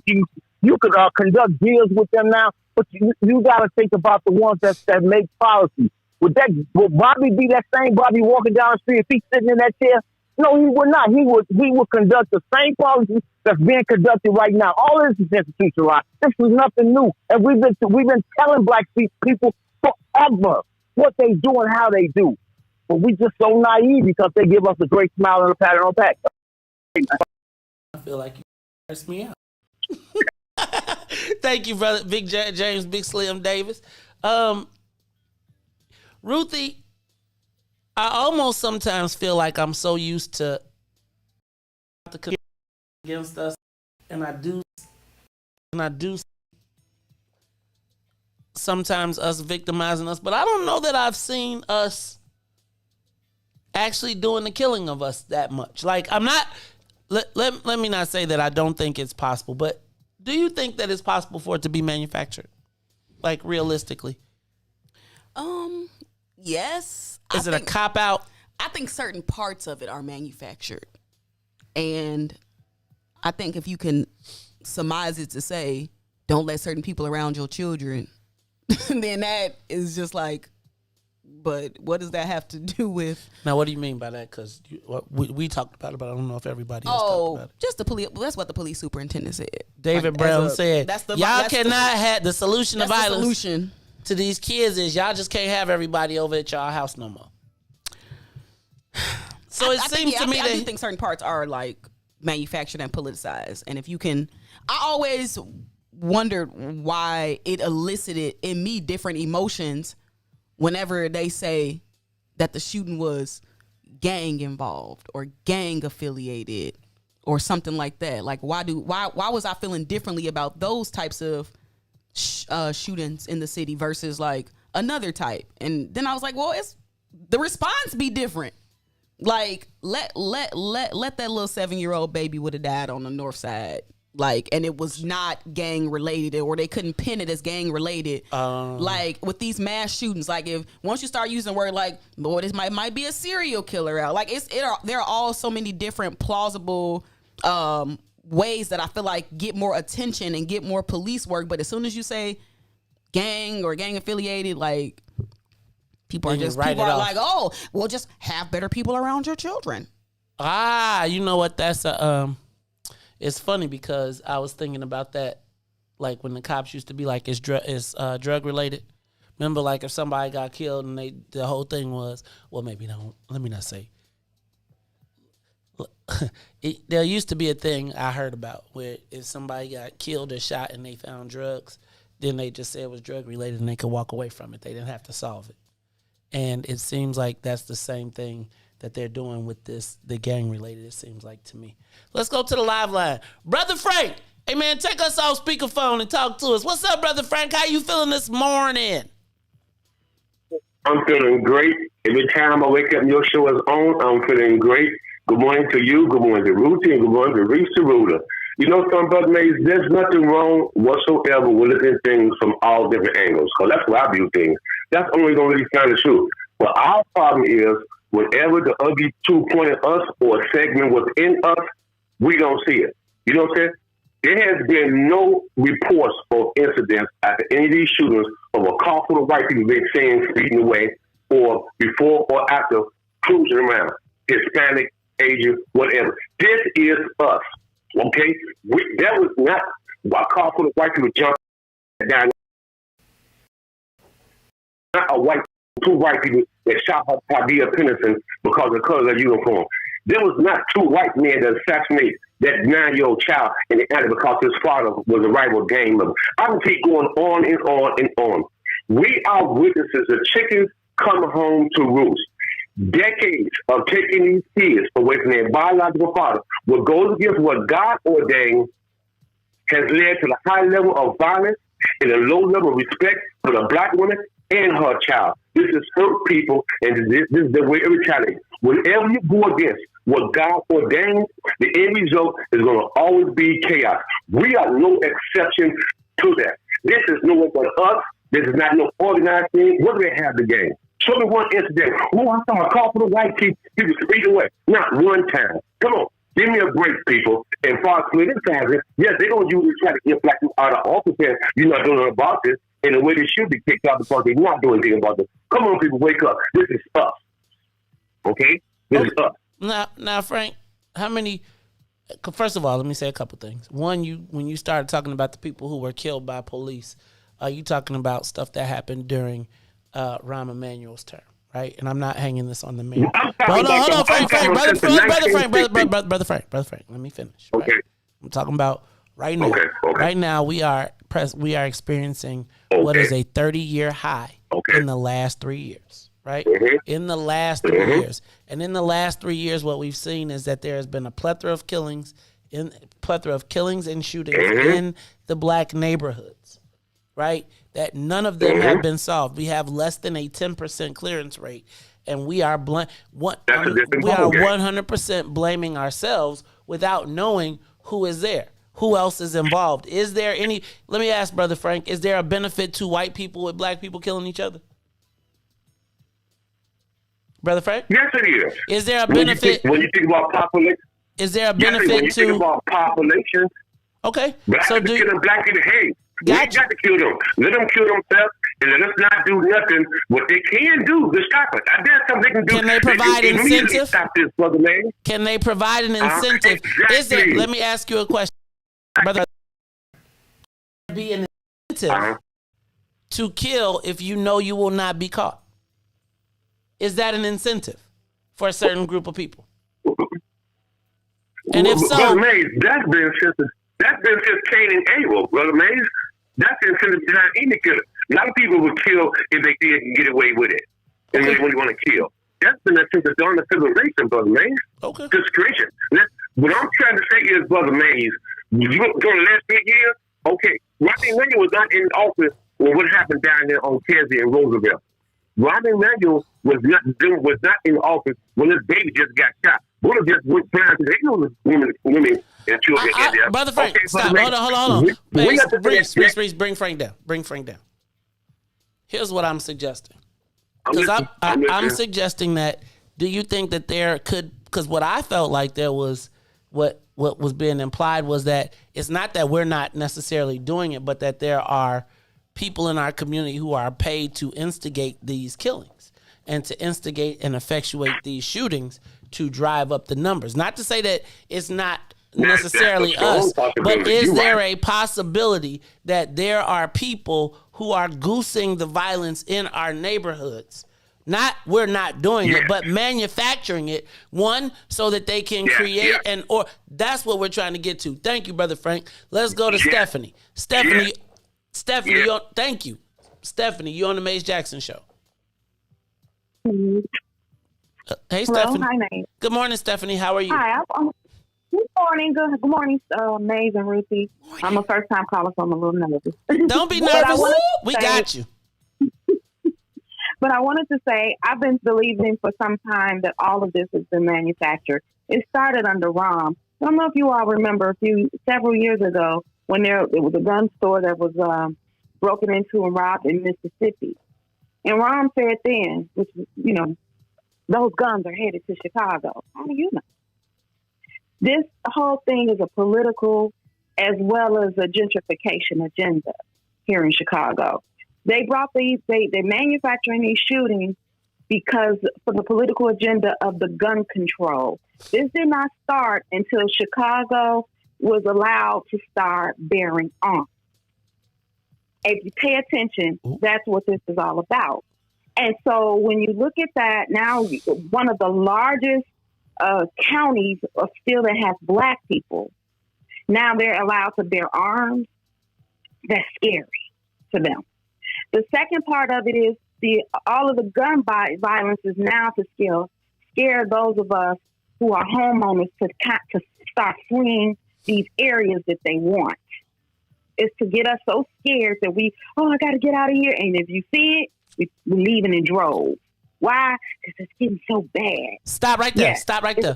Stop right there, Stephanie, because I want to point something out, and then I want you to keep going. I do want to remind you that we just saw the story about the $350,000, $400,000 homes coming to Chatham, which is the heart of our middle class. But as we start to move, it becomes it becomes the peripheral of the Obama land. Go ahead. I want you to keep going. So what I'm going to say is this. Yes, they're moving into areas that are considered that they otherwise were not aware of. You know, everybody knew about Hyde Park, Beverly. Now they're discovering what is now known as what we formerly called Peel Hill, which is called Calumet Heights. They're discovering West Chesterfield area of Chatham also. Of course, Inglewood. And I can tell you, I know I have family in Inglewood. And when they migrated to Inglewood, they were told when they first moved in Inglewood that the crime was purposely pushed west. Okay, they lived in more of the east part of Inglewood. The crime was purposely being pushed west of Inglewood. So they knew they were mixing gangs. They knew they were mixing drug dealers and territories and stuff like that. So all of this, yes, is manufactured. And I do believe you do have other ops in here as well that are purposely killing innocent people to, yes, garner sympathy and emotion, and again, push the whole gun control agenda. Oh. That's all I'm saying. Oh. Well, deep. Thank you, Stephanie. And you can't just be a first-time caller. You're going to have to be regular with that science. I think she's spot on with what she's talking about in terms of how the process of gentrification is. The neighborhood gets so bad that we oftentimes leave, and then they clean it up in a sense. And once they clean it up, they already done bought low. So then they clean it up, and by the time we catch on, we already gone. It's happening in Austin. It's happening on the west side too. Like, that was a great call. Thank you. Take the helicopter up and you think about how, when I'm talking about is the violence manufactured, I don't believe I'm suggesting that the violence is like that we're not involved in some of our own demise. What I'm suggesting is that there are hands that are moving chess pieces on the board and incentivizing, in some cases employing, the first wave of removal.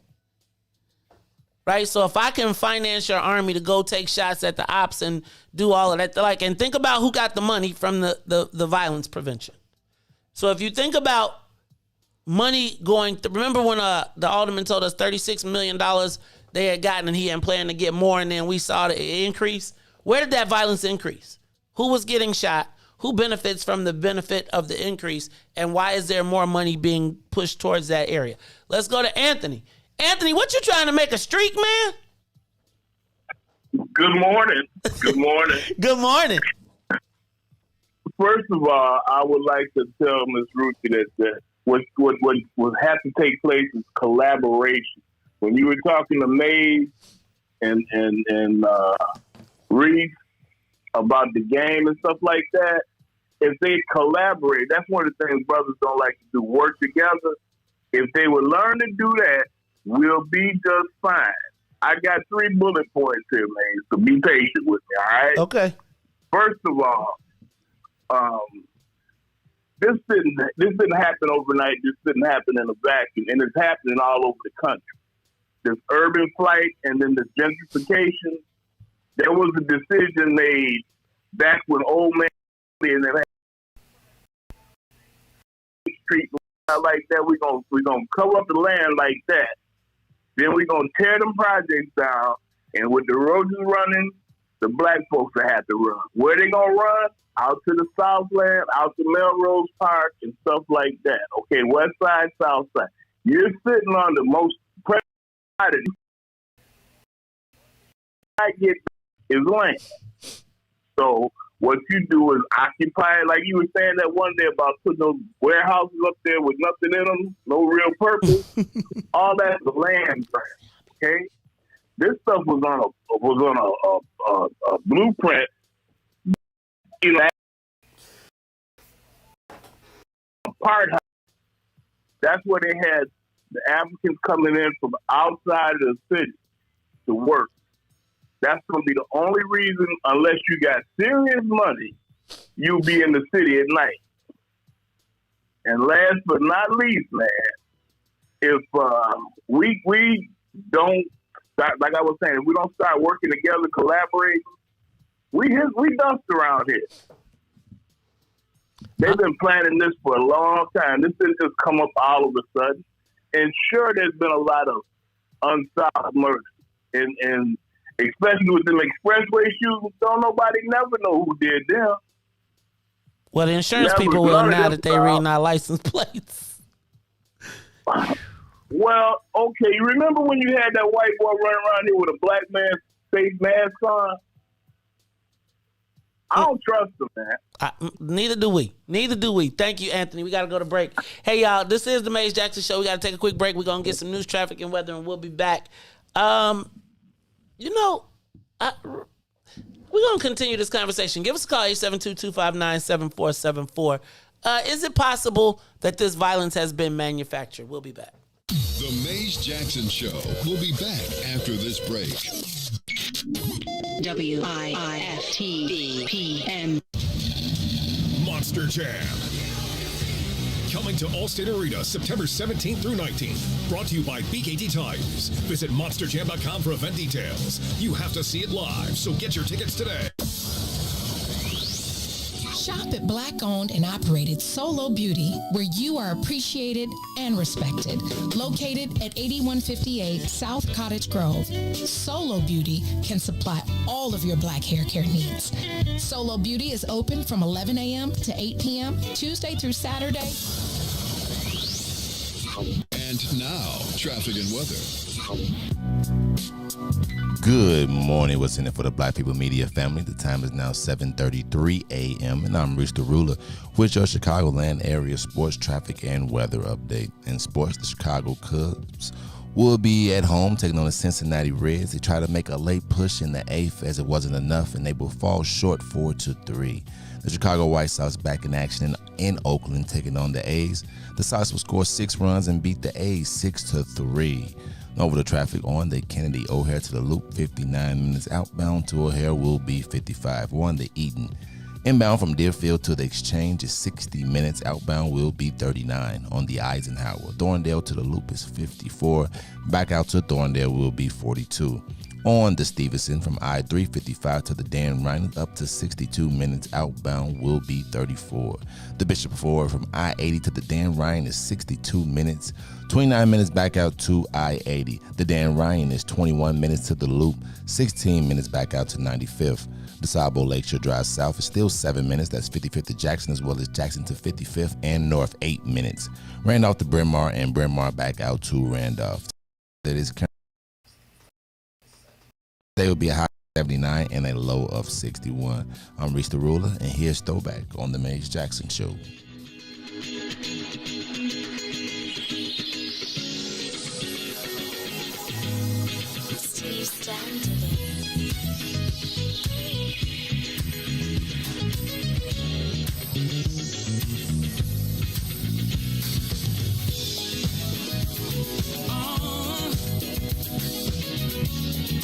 Let's reminisce, yeah. Woo.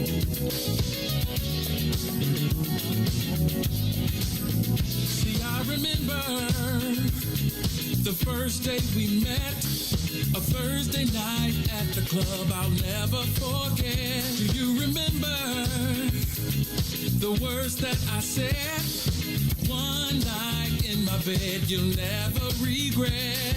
And you, with your pretty brown eyes, I knew, baby, you would change my life. And you opened up my eyes to see I'm excited for our future, but I love our history. Let's throw back to the day that we first met. Let's throw back, I never will forget. Let's throw back to when we fell in love. Let's throw back, babe. I wanna throw back, babe. Is it just me? Don't you miss those nights sexing on the beach? Playing Isley Brothers in between the sheets. And now we're taking flights from London to Belize. And we're popping bottles, endless shopping. Still CS.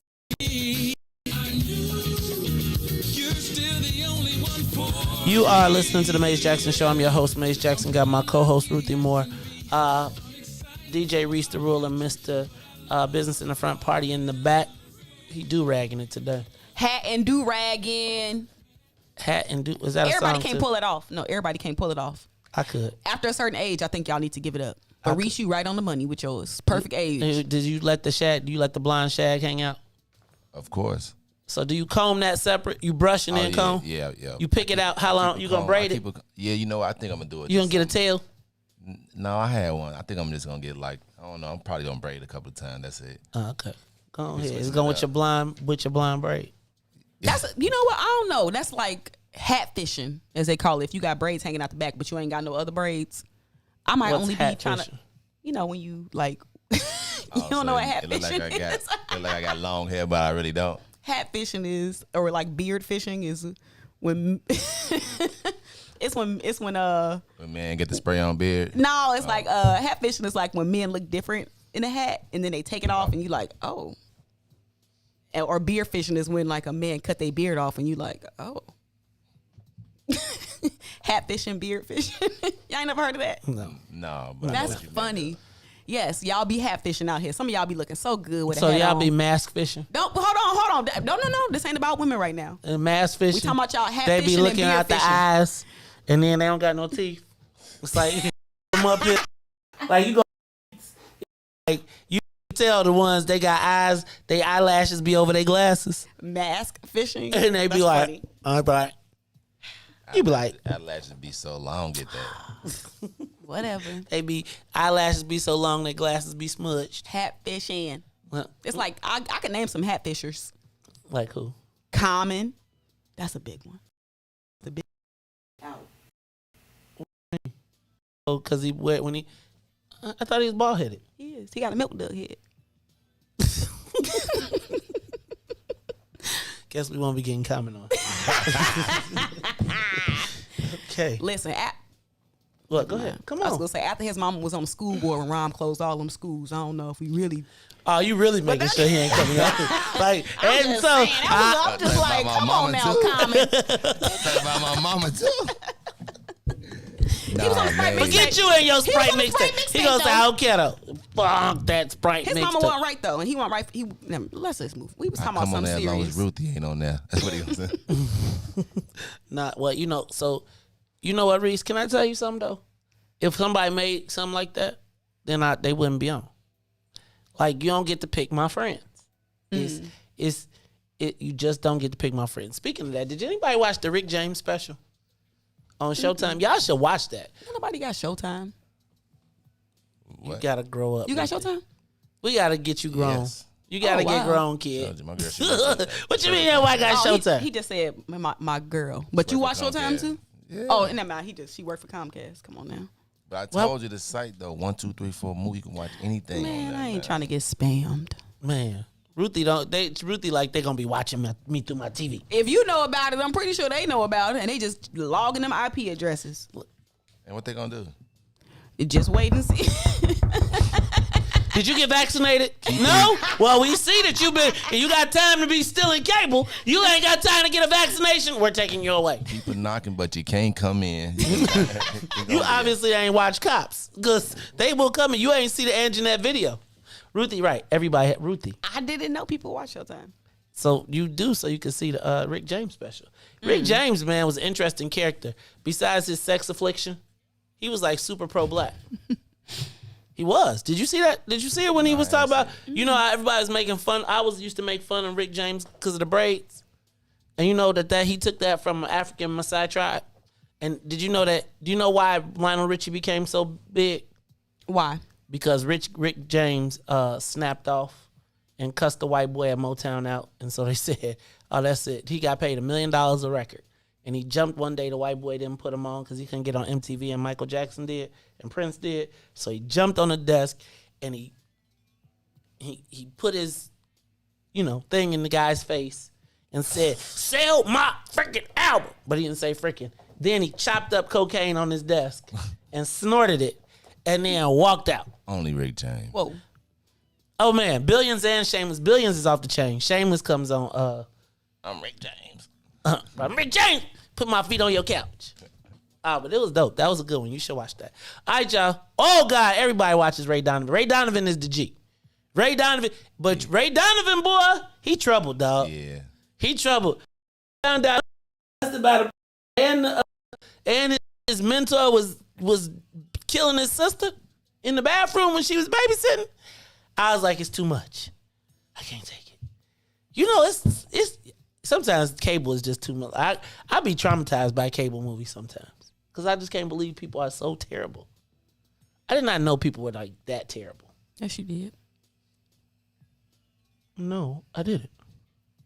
We talk about a whole conspiracy theory to eliminate, to wipe black people out of the city, off the planet I mean, Earth. that's just natural stuff, though. I mean, we've been doing that since, I'm kind of used to that.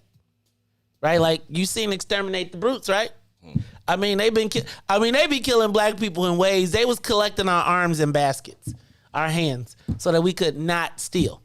And then, okay, so the one time that I might be a little bothered by Jay, and this is way off the subject, is Z. Jay-Z, okay. Is there any other Jay?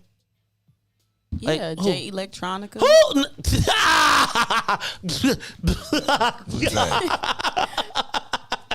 Jay Electronica. What? I thought you was an Erykah Badu fan. Okay, what that got to do? That's one of her baby daddies. Why would I? We only care about one of her baby daddies anyway. Andre. Clearly Andre 3000. No, I don't care I'm about just him. saying, either. but No, if you think about baby daddy, you're not saying Jay Electronic. We saying, Andre 3000. I'm not saying them. None one of them. I'm just telling you. Just not that I care at all. So anyway, I would just move on from that subject. What was we talking about? Jay-Z. Oh, the Jay-Z rocking the Tiffany diamond. That him and Beyonce with the unreleased Basquiat. Did y'all see that?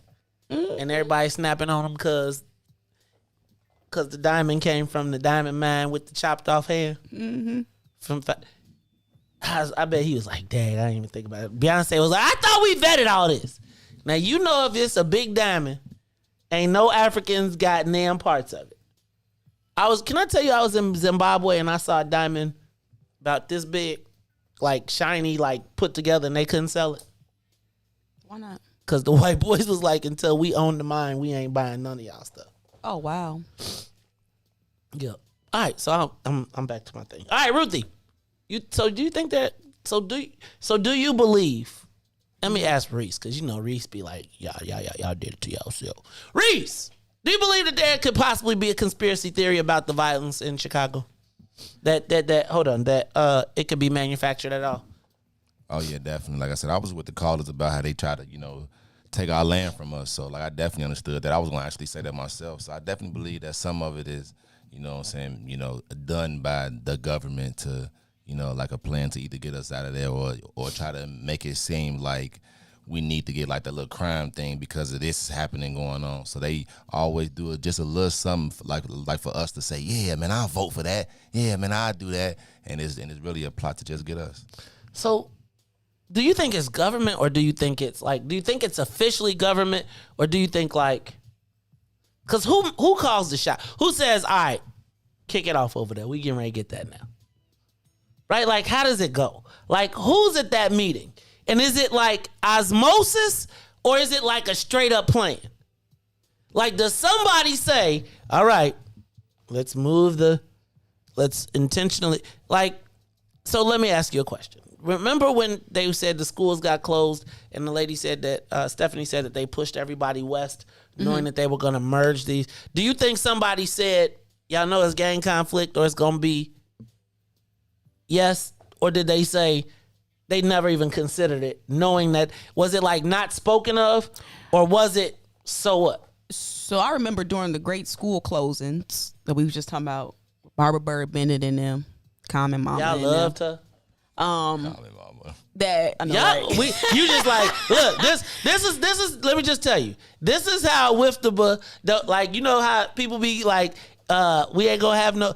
This how we stay solo. Because we talk about everybody. But go ahead, Ruthie. Just keeping it no honest. comment, you know. I guess I won't get invited to the comment release party neither. Go ahead, I'm sorry. Listen, just, go ahead. you know. I'm through. I'm not going to no more parties, no way. I'm not happy no more. I don't even know what I was about to say. About the school. Okay, during the school closings. The great school closing. The great school closing debacle under the Rahm Emanuel administration. Part of it was that I remember sitting in, like, you know, the little fake community meetings that they had, so that so the kids and the parents and the people in the neighborhood could beg to keep the schools open and blah blah blah, right? So they can, anywho. But what they were, part of what a big argument from like the community members was hey, y'all about to close down some of these schools, and then these young people gonna have to walk across these different gang lines. Like, essentially, that was a huge, big argument, and that's been a minute ago. It wasn't that long ago, but that's always an argument, is the crossing of gang lines and gang territories. And I think that they don't really care. So I mean, in a sense of, if you think about it, if you have to think about that on the scale of like young people, you have to worry about them crossing gang lines. What about older people who actually, you know, might actually be taking a part in the gang activity? So now they gotta, you know, you mixing up these gangs, like, it's a real big thing. But I think that's part of the mix up. That's my question though. So is that intentional? Right? Is that intentional when they do that? And how do we address that? Because it seems like every time we had these conversations, like every time there's a closing, or every time we have something where it's going to get shut down, that becomes an issue, right? That's one of the first things they talk about, is the people crossing the gang lines. And it almost is like, be quiet. Mm-hmm. Like, ain't nobody thinking about that. We got to get this business done. And is it calculated? Let's go to Cecilia Butler. We got the big timers calling in today. Miss Butler, welcome to the Mace Jackson Show. Gladly, and I'm happy to be here. Well, we received information from an Olivia Flat something, who said that Washington Park, now we're talking about the community west of the park, is one of the most dangerous communities, is number 3 out of 5 in the city of Chicago. Now, we're not perfect, but within this group are 2 Inglewood communities and 1 Fuller Park. And the number 1 community, I didn't make that copy, but yeah, something's happening. And they didn't include any West Side communities. Now, whoever this person is that came out with these statistics, we're going to question, because Washington Park is bad, but it's not that bad. So here's a perfect example of Olive Bond flyer from a Newsbreak original. Now, if we think somebody's doing something, here's a perfect example. They're saying that Washington Park had, out of 100,000 crimes, we had 420, but we're number 3. as one of the worst communities in Chicago. So I'm gonna take this to various other news organizations and ask them, why didn't you print it? You know. So those people, and then we know that the population is moving west at Hyde Park and Woodlawn. But to say we're number 3 out of the top 5 as the most dangerous neighborhoods in Chicago, and they didn't mention any West Side. Now, would you like for us to send you this document? Because everybody needs to see it. Yes, Ms. Butler, please send because it to something's me. wrong. Let me give you my email address real quick. I'm going to put it on. And if you all have any information you need to email me, it's Maze, M-A-Z-E, at WIIFT as in Tom, B as in boy, P as in people, media.com. That's Maze at WIIFTBP media.com. Please send that. And if there's information and things that you see on subjects and topics that we need to share on our pages, please do so. And Ms. Butler, thank you for calling. You have been a legendary freedom fighter in your community, always putting it down for your area. So thank you for taking time to call out. And you send us that information and we will get it out. Riis, thank you. Hey, y'all. You think about, I just want y'all to understand that what that says, though. So if you put it together like a puzzle, right? And I think I saw you nodding, but you've already got the South Loop. Then you take Bronzeville, Woodlawn, Hyde Park, and then you take Washington Park, and you've got that whole wedge between the downtown and the expressway all the way to 55th. Where did I tell y'all that the South Side was going to start? On 10 blocks south of the Obama Library. Now, what is to the right, to the east of that? University of Chicago. What's on the other side of the Washington Park to the east? The University of Chicago campus and hospital. So now, if you think about Hyde Park and you think about Woodlawn, the next acquiesceable piece, and I would tell you, if you think about, they're saying it's the most dangerous neighborhood, but look at all the development that's going on 55th. Right? You look at Theaster and all of the different things at the University of Chicago. That's kind of crazy to me. I think we ain't blind to it, but by the time they start laying the foundation for a building, it's too late. By the time they pouring the concrete and we like, oh, what they putting right here? It'd be too late by then. But literally, I think the plan to transform these neighborhoods is so real. I think we called it cultural erosion. And I think it's one of those things where many people already can't afford, to purchase. So if these, I don't know. I think the people might have been on to something in that community benefits agreement when they was talking about keeping them rents stable. So, but I think we done missed them. we literally, it's too late. Like, we've missed the mark on a lot of these things, and the area is never gonna look the same. But literally, if we had a big old map, I think we might need to come up with a visual to show people just how this push out is looking. Because when you see it in a visual, we can talk about it. We all know where these neighborhoods are, and we can see the streets in our. I mean, I was just thinking about it as she put it together.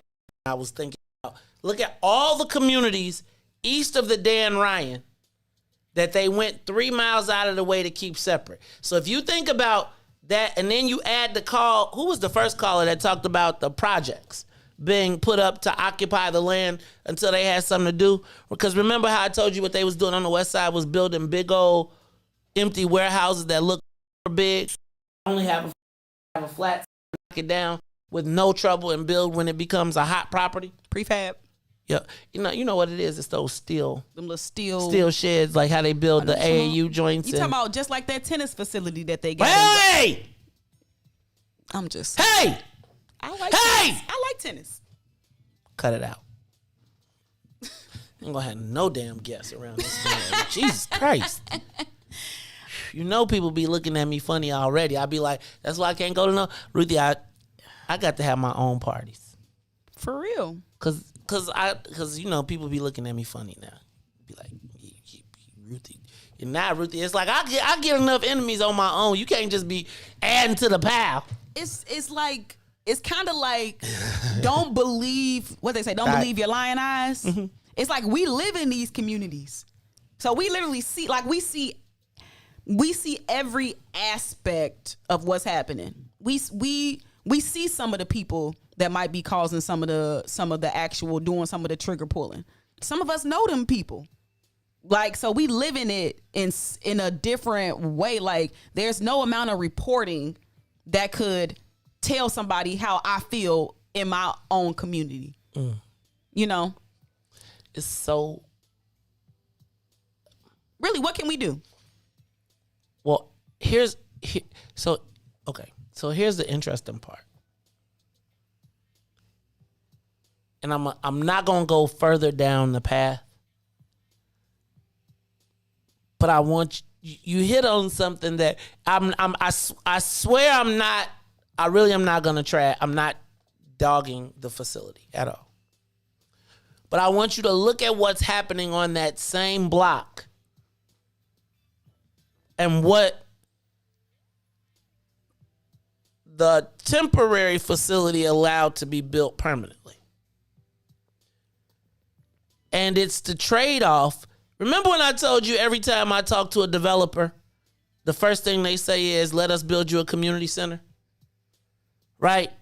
Like, we want to build a $200 million development. Mm-hmm. We'll build you a $2 million community center, which they can put on the flat slab, build with the hoops, and be done with. And when you walk in it looks amazing. But when you think about the actual cost of demolition, right, it can be knocked down and be rebuilt quickly and put something on the structure. Mm-hmm. And we cannot trade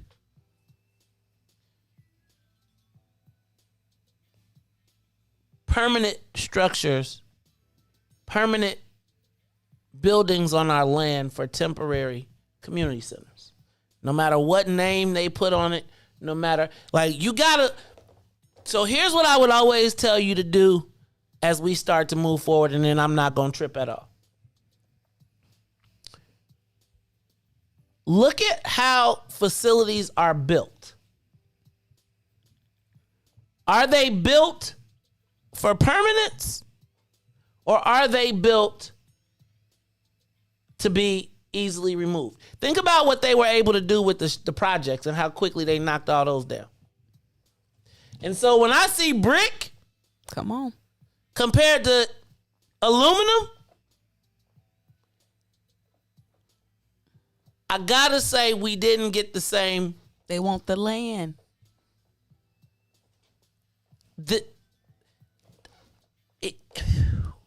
And it's so crazy because what they do is they put you in a position where you don't want to hurt nobody.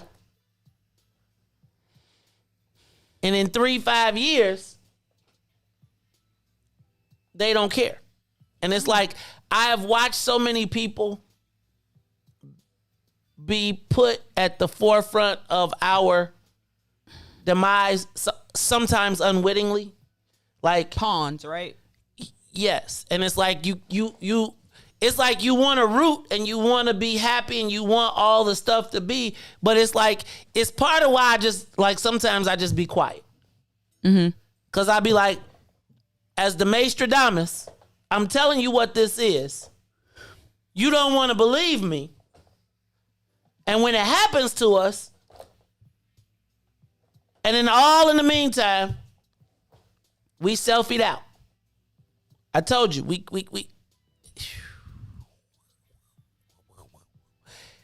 So I'm gonna stop. I'm gonna tap out this conversation because sometimes, Ruthie, it's just hard to be me sometimes, because when you see things and it's like you want to be happy, but you know what they really are. You know what the real intent is. Mm-hmm. And no matter how many times you tell, it's like I become the hater. Mm. Right? It's like I become the hater. And it's like it's a heavy burden to be the hater all the time when it's not really hate. you saw the playbook, right? I often, like, I'm not gonna trip, right? I'll be talking about, like, say for instance, when we look at the Invest Southwest. What's the matter? I was looking at it was a comment. Uh-oh. It said the skating rink on Madison Pulaski gonna be condos in 5 years. Somebody said that's how we got a skating rink with no walls and a roof. Now, I'm not tripping. Riis still over there betting. But here's the thing that I really, so it's hard for me to talk about these things because it seems like they're wins for us, but they become the gateways. And it's like if you say, hey, fam, don't let them put you in the spot because this can't end well. We ain't going to remember in 5 years. They can do that because we bleeding, because we in a state of chaos, because we in a state of disarray, upheaval. So if you say, you know what, they play with our children. That's my issue. Is that they play with our children. They play on our emotions using our children. How can you say no to a community center when babies getting killed in the streets? Like, it's kind of like they put you in a position where you can't say no. How you gonna say no to an Obama library when I'm pretty sure that they gonna have some amazing world-renowned youth programming? How you gonna say no to that when literally kids are dying in the street?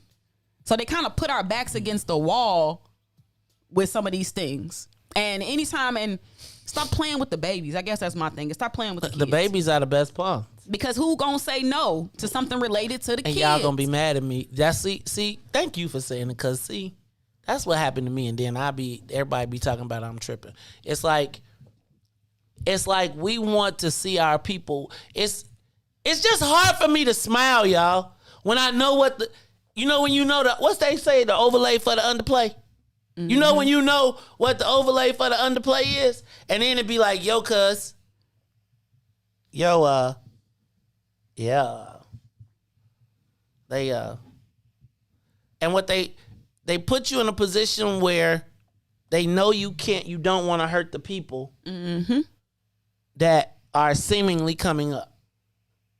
It's the Maze Jackson Show. Hey, I know we missed it, but thanks to everybody from WBGX who listened to us. Please tune in on Facebook, YouTube, Twitter, or Twitch. We'll be back after these messages. The Maze Jackson Show will be back after this break. WIIFTBP.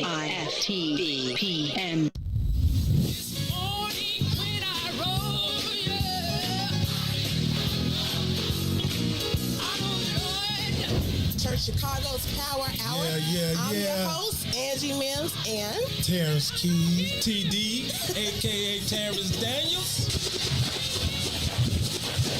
I wish I had one witness in the house. You got one. Got a couple of them. Got two T's. Give me a testimony. Oh, Lord. He's did it before. Oh, Lord. I got one. Something better. I got 5 reasons. 5 reasons. Oh, Lord. He turned it around. Turn it around. He woke me up this morning. Oh. Don't do this. Don't do this. Go number ahead. 4. He woke me up this morning. Come on, number 3. Come. He woke me up. Oh, Lord. He woke you up. That thing can touch you. I'm One telling of you. them 5s will get you. What's the second one? He woke me up. Yes, sir. Yes, sir. Oh my God. And the number 1 reason. Number 1. Final answer. He woke me up this morning. He woke me up this morning. That's a testimony. That's a testimony.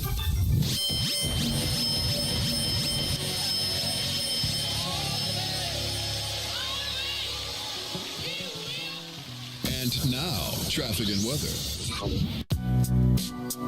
Good morning. What's in it for the Black People Media family? The time is now 8:04 a.m. and I'm Riis the Ruler with your Chicagoland area sports, traffic, and weather update. The Chicago Cubs lose 4-3 to the Cincinnati Reds as they snap their 7-game win streak. The Chicago White Sox will beat the Oakland A's 6-3. Now over to traffic on the Kennedy. O'Hare to the Loop is up to 71 minutes. Outbound to O'Hare is 69. On the Eaton, inbound from Deerfield to the Exchange will be 67. Exchange to Deerfield will be 45. On the And to artists. Back Thorndale will be 46. On the Stevenson from I-355 to the Dan Ryan is 62 minutes. Outbound will be 41. On the Bishop Ford from I-80 to the Dan Ryan is 70 minutes still. 29 minutes back out to I-80. The Dan Ryan is up to 24 minutes to the Loop. 17 minutes back out to 95th. DuSable Lakeshore Drive south from 55th to Jackson is 15 minutes. Jackson to 55th is 10. On the north side of things from Randolph to Bryn Mawr as well as Bryn Mawr to Randolph is still locked in at 8 minutes. Today's weather is currently 63 and sunny. Expect a high of 79 with a low of 61. I'm Riis the Ruler. Now here's Valerie on the Maze Jackson Show.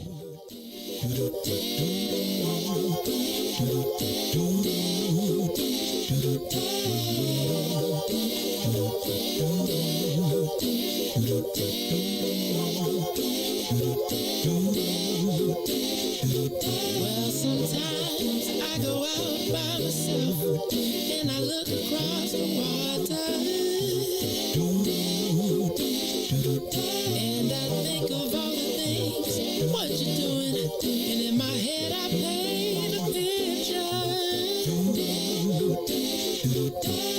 Since I've come home, well, my body's been a mess, and I miss your ginger hair and the way you like to dress.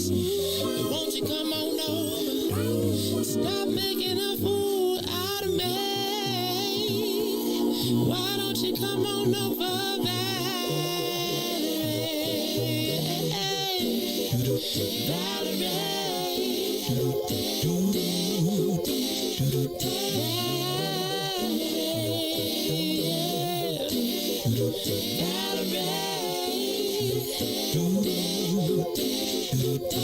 Did you have to go to jail? Put your house on up for sale. Did you get a good lawyer?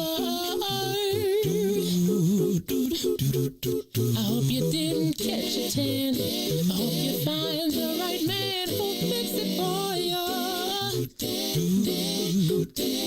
And are you shopping anywhere? Change the color of your hair. Are you busy? And did you have to pay this fine that you've been dodging all the time? Are you still dizzy? Since I've come home, well, my body's been a mess, and I miss your ginger hair and the way you like to dress. Won't you come on over? Oh, stop making a fool out of me. Why don't you come on over there?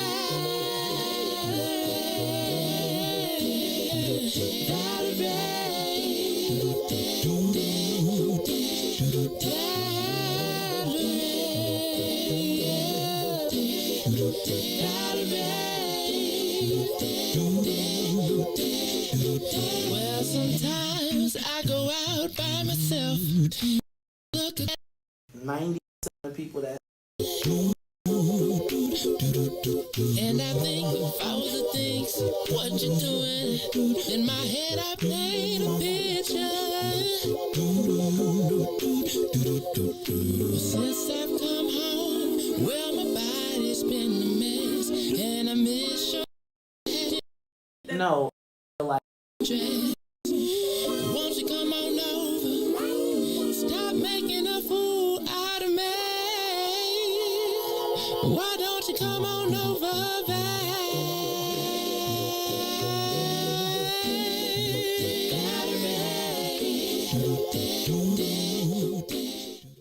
Back to the Maze Jackson Show.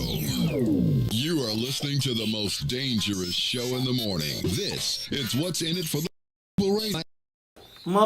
As Jackson, the most vociferous advocate for black people in the world.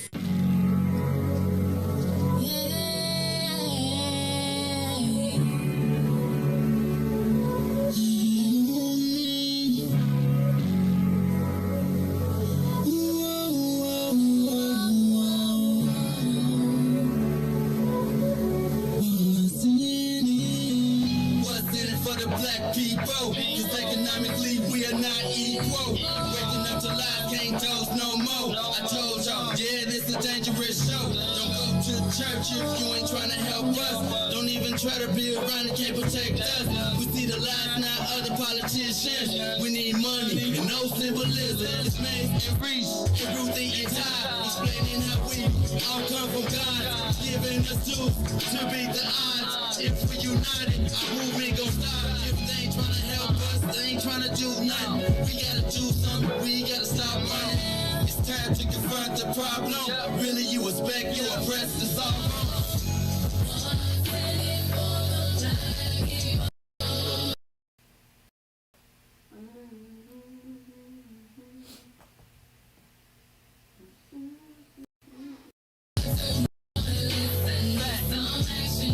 Yo, wake up, Chicago! Wake up, world! This is the Mace Jackson Show. I'm your host, Mace Jackson. Got my co-host, Ruthie Moore, DJ, business in the front, party in the back, Riis the ruler. I'm gonna get me a shirt that say that. What? Business in the front, party in the back? Yeah, I'm gonna get my haircut like to the side. They can see my, I'm gonna have me like a little logo, and then I'm gonna do it. Yeah. Just cut me in on the. I gotta cut him in. You see, man. See this. Can I know, tell you give what? me one with like the front. Like We just was having that conversation. You gonna come in? Yeah, I got you. Please Thank do. you. Just Please do it right, just do man. it. Please do it. Do it right, man. Do it right. I mean, you know what? You get way further sharing than holding it to yourself. Because Depends then on people, what it is. Huh? Depends on what it is. It's the Mace Jackson Show. I'm your host, Mace Jackson. Got my co-host, DJ Riis the ruler, as well as Ruthie Moore. We got people on the phone line. Was it a call? Who we got on the line? Who want to talk to us? Don't nobody want to talk to us. Oh, These calls been popping. You on the Mace Jackson Show. We done opened up the phone lines. Y'all, what's up, caller? You on the Mace Jackson Show. Good morning. Good morning. Hey, I just Rosie. want to get something straight. Uh-oh. Hey, how you doing? You finna check you know us, I Rosie. have to call about the schools. Let's get it straight. Okay. 163 schools closed. And the reason why your focus is on the 50 schools is 100 schools closed before the 50 closed. And that was between 2002 and 2000. And those schools were closed due to a false narrative that the schools were failed. So that happened. And then ROM comes, we lost 100,000 students, African American. A lot of the buildings were half empty. So the CTU message to the community that there were 50 schools when there were actually over 163 schools that closed. Also, the CTU also gave teachers allowed them to close the 50 schools with no consequence to the city.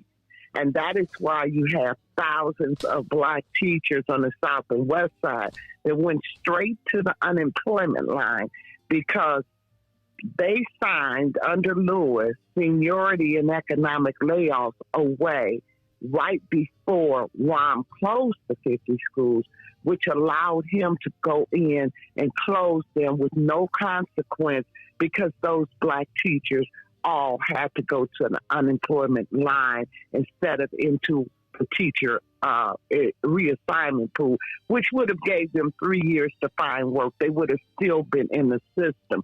But instead, because of that union-busting bill, Senate Bill 7, that was signed right before the 50 schools closed, Ron was able, that's why he kept saying, I got what I wanted.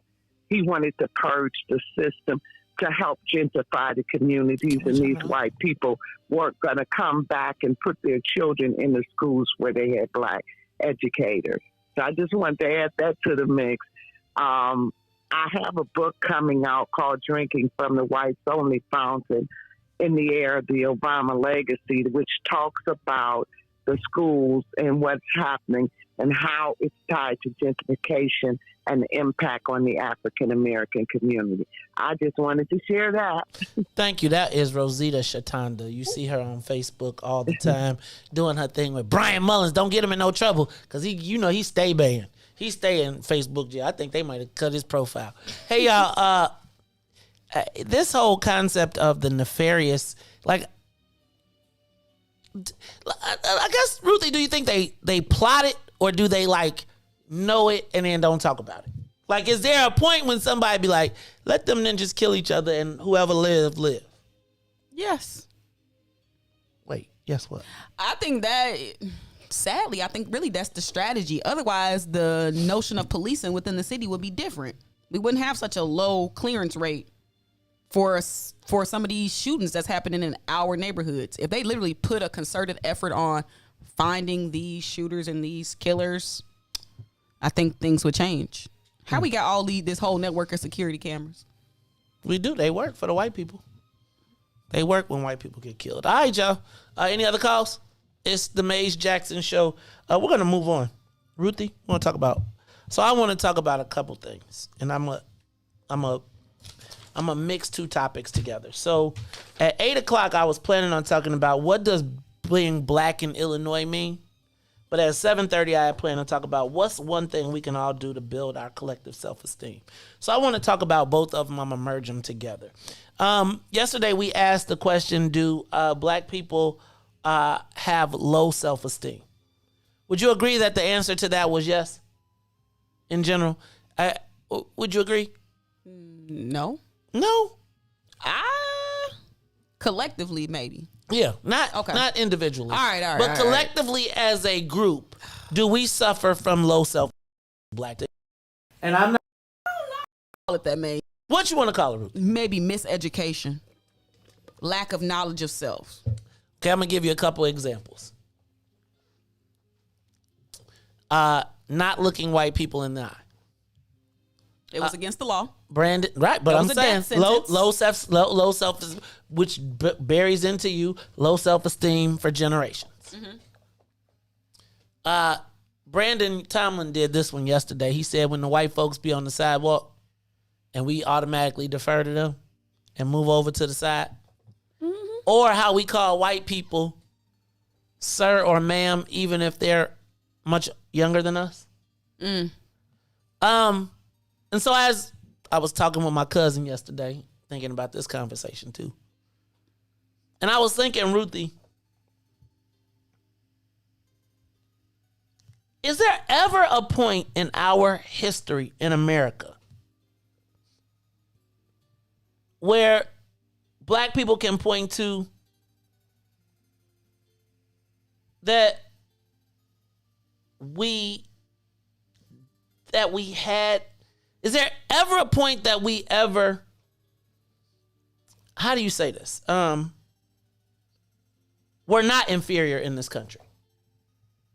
So I talked about an inferiority complex. Mm-hmm. Not from the diss black people standpoint, but I was just, as I was thinking about our low self-esteem, or what could be perceived as low self-esteem, has there ever been a point or a time, because I was going to say, what do we need to do to rebuild it? But when have we ever really been afforded the right of self-esteem in this country? You know what? It's interesting because I think that I look at it like, okay, so I think part of the challenge is we've always been using like the white gaze to recognize our own worth and value. So things like dignity were gained by dressing a certain way, getting a certain level of education. And I think we've been caught in that cycle of, because it's still under the white gaze. Like if we taken our self-esteem through the eyes of a country that literally oppressed us and enslaved us, obviously our self-esteem is going to be down low. Because literally But that's my point. Like my point is, there's never been a point when you've seen yourself through any eyes in this country as a force to be reckoned with. And that's probably a bad choice of words. There were movements, but there were movements. There were movements. So I agree with the movements. So I want to go back. So I don't necessarily feel like, let me back up. When I look at Africa, I see the things that I used to say were like Negro stuff. is part of our heritage. Dressing up, like I was talking about the Rick James and the braids and all those different things. So I don't necessarily, I think that dress and looks and all that have always been part of us, right? Now what you wear and like the cultural garb is probably something different, but I think that in every culture, in every place, there's some level of dress, there's some level of escalation when you're celebrating, blah, blah, blah, blah, blah. But Ruthie, I don't think there's been a time in America when black people collectively can point to us. I don't know where the example of us successfully is. And I'm not saying that we're bad. I'm saying that everything that we've ever had that we even could have pride in has been destroyed.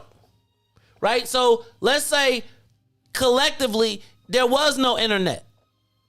There was no, so how do you know about Tulsa if you're in Rosewood? Only to hear about it, right? How do you know? And again, how long does that last? So when have we seen ourselves in a sustained state of prosperity, quote unquote? Because even when we talk about prosperity for black people, it's still under the guise of the American view of like, we saw the black people that lived in the black belt who were the rich people. Even if you talk about, because it's funny, we talk about black people moving away from black people. But they did a study and they say that almost like 90% of black people, regardless of their wealth, live within a mile of each other. Right? So like everybody ain't the same.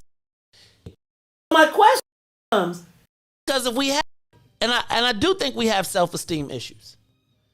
Only because they've been projected, not because it's I mean, because the whole country, if everything they started with you as 3/5, and everything kind of equates that way, when have you seen collective black success, prosperity, etc.? And then to continue that, because I want to get to a solution, what's one thing we could do to help rebuild our black self-esteem amongst us?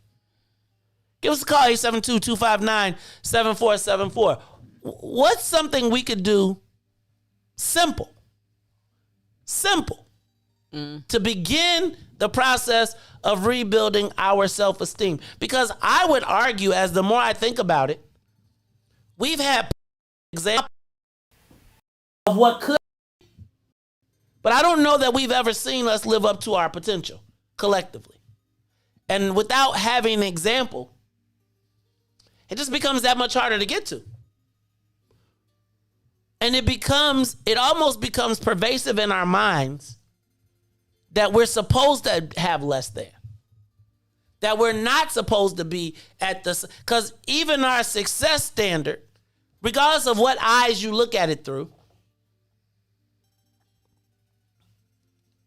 does not always do society. I gotta ask you, and then let's frame it some more. What does being black mean in Illinois? I see your face. You like? I mean, it's the land of Lincoln. Illinois is an interesting state. We free. It's where Abraham Lincoln came from. But what does it mean to be? If I was to tell you I am a black person from Illinois, is that or a bad? You know what? Okay, I'll just play. It depends. Illinois. When you Illinois, people have different visions of it. Like black people. Do you think if you're black in Illinois right now that that's a good thing? Like if you were to ask the average black person in Illinois, not about their blackness, but is it a thing in Illinois? The bluest in the country. And how is that good measured? I like Illinois. I do too. Because, well, at least here you won't have to you got to wear a mask, but you won't have to be in the kitchen. I think Illinois is interesting because up top, you got the city, and down below, it's rural. But so let's just take up top. What's good about being black in Illinois? If you're a black person in Illinois, what is good about being black in Illinois? Whether it's economic, and I'm a back out because I knew y'all was gonna say you equate everything to money. So I said we gonna move money.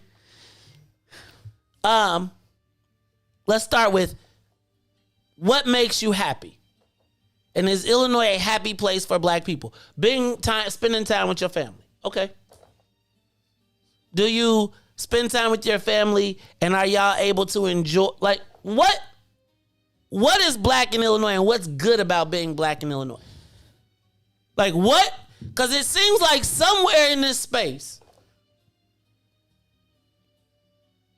tell me about in Illinois. Tell me, name one thing we can do to rebuild our self-esteem in this city. Because I think the fact that you're challenged with even saying what's good about being Black in Illinois really revolves around our self-esteem. I don't believe that we often believe that we are equal to the white folks in this state, even from our highest to our lowest people. Well, okay, so when I think about another state, like other states where I know there are like large concentrations of Black people, and I ask myself, okay, what's good about those states? Generally, when we think of Black people and being quote unquote good, it does revolve around their ability to have decent economics. Okay. Nothing else. It's about economics. Atlanta, Black business. But then they get to create their own environment. But it centers around Black business and economics. Okay, so can we agree that even in the socialists, even with many red over here, the socialists? Who? I ain't no socialist. Oh, you getting ready to be a capitalist? No, I just believe in common sense things. Common sense means can you pay for it though? You can steal it. Okay. See, that's the problem. Then they're gonna be reinventing the criminal justice system on you.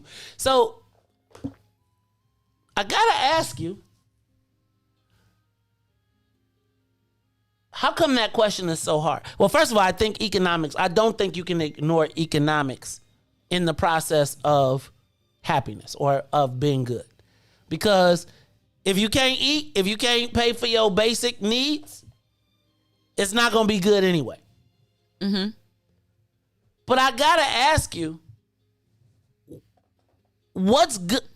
What does it mean to be Black in Illinois? Where economically are you succeeding? Socially, are you succeeding? Educationally, are you succeeding? Spiritually, are you succeeding? Like, what is the measure?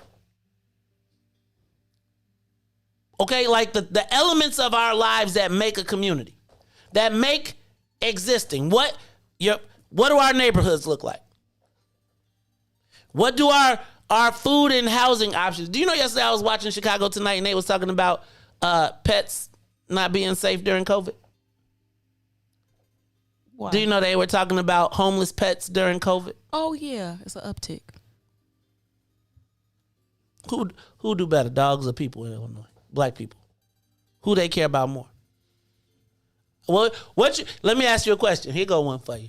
If the dog would have got a flashlight shoved between its buttocks, PETA be all over it.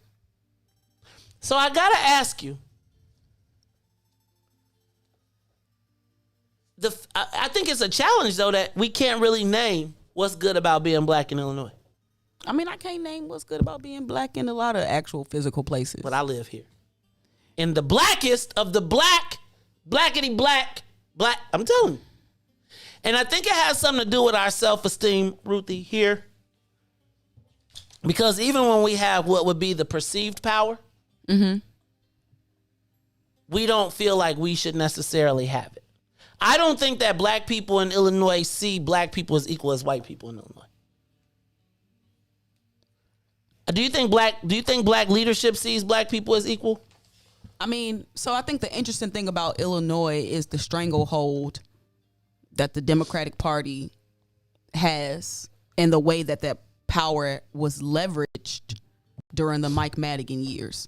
Like, we're still feeling the residual effects. How many decades did that last for? Like 4 decades, 40. That's a long time. That's a long time to run a system that excludes a whole group of people in a certain way. So my question becomes, in that space though, how do we have so many Black people? How did so many Black people become submissive in a space where they had the numbers? Because they needed to get theirs. Because the numbers implies, okay, we about to do some collective action. But if I'm getting mine, then what's my incentive to join up with you? Because you finna split my piece.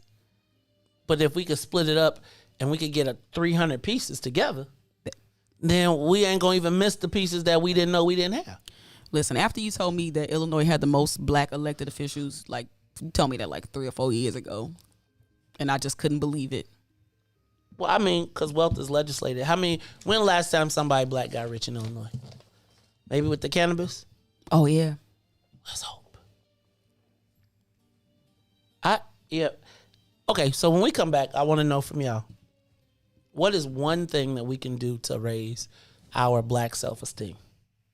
One thing. Give me a suggestion. What could we do? Could it be the brother nod? Oh, excuse me. The person's nod. The black person's nod. Because did I offend the women by not saying the brother, the people, the person's nod, the black person's nod? It's called the black nod. It's not. It's the brother nod. We have nothing in this damn world. Look, y'all, it's the Maze Jackson Show. We'll be back. Maze, Ruthie, and Mr. Business in the Front, Party in the Back, DJ Riis the Ruler will be back. The Maze Jackson Show will be back after this break. WIIFTBP. Broken screen? Crash system? Are you in need of spyware or virus removal from your computer? Well, contact RPC Computer Repair in South Shore and let us help you with all your computer repair services and print needs. Need office or print production services, copies, scans, fax, or even notary service? Then stop by and support RPC Computer Repair and Print Shop located 1741 East 71st Street in the 71st Street. Let RPC be your one-stop shop, where we believe RPC is your PC. RPC Computer Repair is also a UPS access point where you can drop off and pick up your important packages. So let RPC be of service to you. Call RPC Computer Monday through Saturday, 8 a.m. through 6 p.m. at 773-966-4457. That's 773-966-4457. Visit RPC at rpccomputeringinc.com for more information. And now, traffic and weather.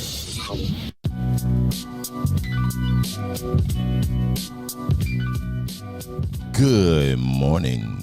What's in it for the Black People Media family? The time is now 8:32 a.m. and I'm Riis the Ruler with your Chicagoland area sports traffic and weather update. In sports, the Chicago Cubs lose 4-3 to the Cincinnati Reds as it snaps their 7-game winning streak. The Chicago White Sox beat the Oakland A's 6-3. Now over the traffic on the Kennedy O'Hare to the Loop is 71 minutes. Outbound to O'Hare will be 42. On the Eden from Deerfield to Exchange will be 64 minutes. Back out to Deerfield is 40. The Eisenhower Thorndale to the Loop is 85 minutes. Back out to Thorndale will be 48. The Stevenson from I-355 to the Dan Ryan is 54 minutes. Outbound will be 46. The Bishop Ford from I-80 to the Dan Ryan is 72 minutes. 39 minutes back out to I-80. The Dan Ryan is 25 minutes to the Loop. 16 minutes back to 95th.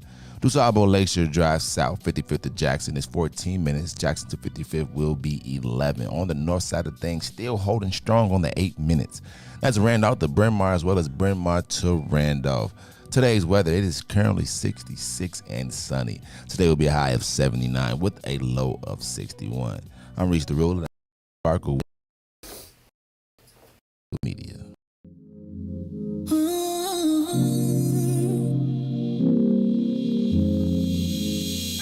You see me, you see him, my best friend. He hold me down like ankles fighting the waves. Upon out to my count days. Yeah, ooh, been through so many things, but we always get through. Yeah, ooh, it ain't always perfect, but it's worth it. This is deeper than the surface. If I said I didn't love you, you would not know I've been frontin'. Wiped all my scars away like it was nothing. Took the parts of me I tried to hide to make them something, something. Like it was nothing. Ooh. Ooh, so much, baby. Ooh, you know you drive me crazy. Ooh, you give me peace of mind. Ooh, let me tell you why. You make it easy. Say, to take it easy. Say, feel so weak. Say, easy to love. Say, to take it easy. Say, feel so weak. Say, easy to love. I never thought that I would give it to you, but now I don't think it's the time. I won't do it. I think it's cause the way you talk to me. Know how to say it without making me feel little. You're gracious even when you pop off on me. When you get done, I got a little something to drop off on you. Because you earned it with the time you took to put it that way. You got me liking to get put in my place. I didn't love you, and I know I've been frontin'. Wiped all my scars away like it was nothing. Took the parts of me I tried to hide to make them something, something. Like it was nothing. Ooh, so much, baby. Ooh, you know you drive me crazy. Ooh, you give me peace of mind. Ooh, let me tell you why. You make it easy. Say, to take it easy. Say, feel so easy. Say, easy to love. You are listening to the Maze Jackson Show. I'm your host, Maze Jackson. That is Sparkle. Easy. I like that jam, though. Like, Ruthie, you ain't gonna sing with us? You don't be like, I like this one too. I be good, man. Like she be in here, she never sing like no part of. Y'all be singing too much. How do you do it, Ruthie? Ruthie cold. She got a cold heart. No, I don't. You be like, it be cold. My heart is so warm. They called in. My hands be cold, but my heart be warm. Yo, you got cold. Ruthie, you seem like you cold. Like, how can you not like these songs? How many times they call in? None. Right. Yo, I just been hearing it. I just be getting tired of him. DJ Riis gonna have to work on that. He got some new assignments and stuff. This one had a video to it. I know all these videos, all the songs, I know all the ad libs. I know the parts y'all gonna sing because y'all got y'all favorite parts. So you should sing in with us. I be singing in my head. Then I be quiet. I be talking again. All right, y'all. It's the Maze Jackson Show. I'm your host, Maze Jackson. Who's that? We got somebody on the phone line. Casey, you on the Maze Jackson Show? What's cracking? What is one thing black people can do to help? Now? What's up, man? Talk to me. Can you hear me? We can. All right, cool. So, black people, I'm trying to frame this, right? So, black people, we're the hardest on one another, right? But no one likes us. We do not see how people treat us. We don't even care how people treat us. Like you said, the cab industry killed itself. Man, I couldn't even catch a cab. It took me 30 minutes to catch a cab. I said, the hell with you, got to go in your car. But if you have cab drivers, you going people to a store and you're not being accepted. So these people have taken, as everyone knows, these people have taken our platform to raise themselves. I tell people they don't get it. I'm literal, and I learned how to swim in Fred Hampton Pool in Maywood. Literally and figuratively, I learned how to swim from philosophy to literally learning how to swim in a pool named for that man. And we're talking about, and your platform this week is about inferiority. Yeah, we do have inferiority, but we show it through. You know what I'm saying? Not through our political action. We do show it material. We show it materialistically. We show it. And this is the best way you said it through the last segment. I forget what you said, but man, I'm not wearing another pair of Jordans because these people these people to me have debased one of our truest coaches. Remember Jordan, and they're killing people for shoes. And man, they debased our whole culture and they took it from us. All right, Casey. Here, not respecting nothing in any matter. Man. I don't care if they East. I'm trying to figure out. I'm gonna say this and end it. I'm trying to figure out either it's the East African man or the white woman. None one of these people deal with accountability. and they can say what they want about the black man, but every black man I know trying their best to move forward, whatever the consequences. Man, Charlie, I appreciate you on that one too, because I do think the black men are always trying to move forward in spite of the hate that we get. Talking to you. And Quincy and Brandon, I am not mean. You are. See, I wrote their name down. Thank you, Martha and Ready Rock.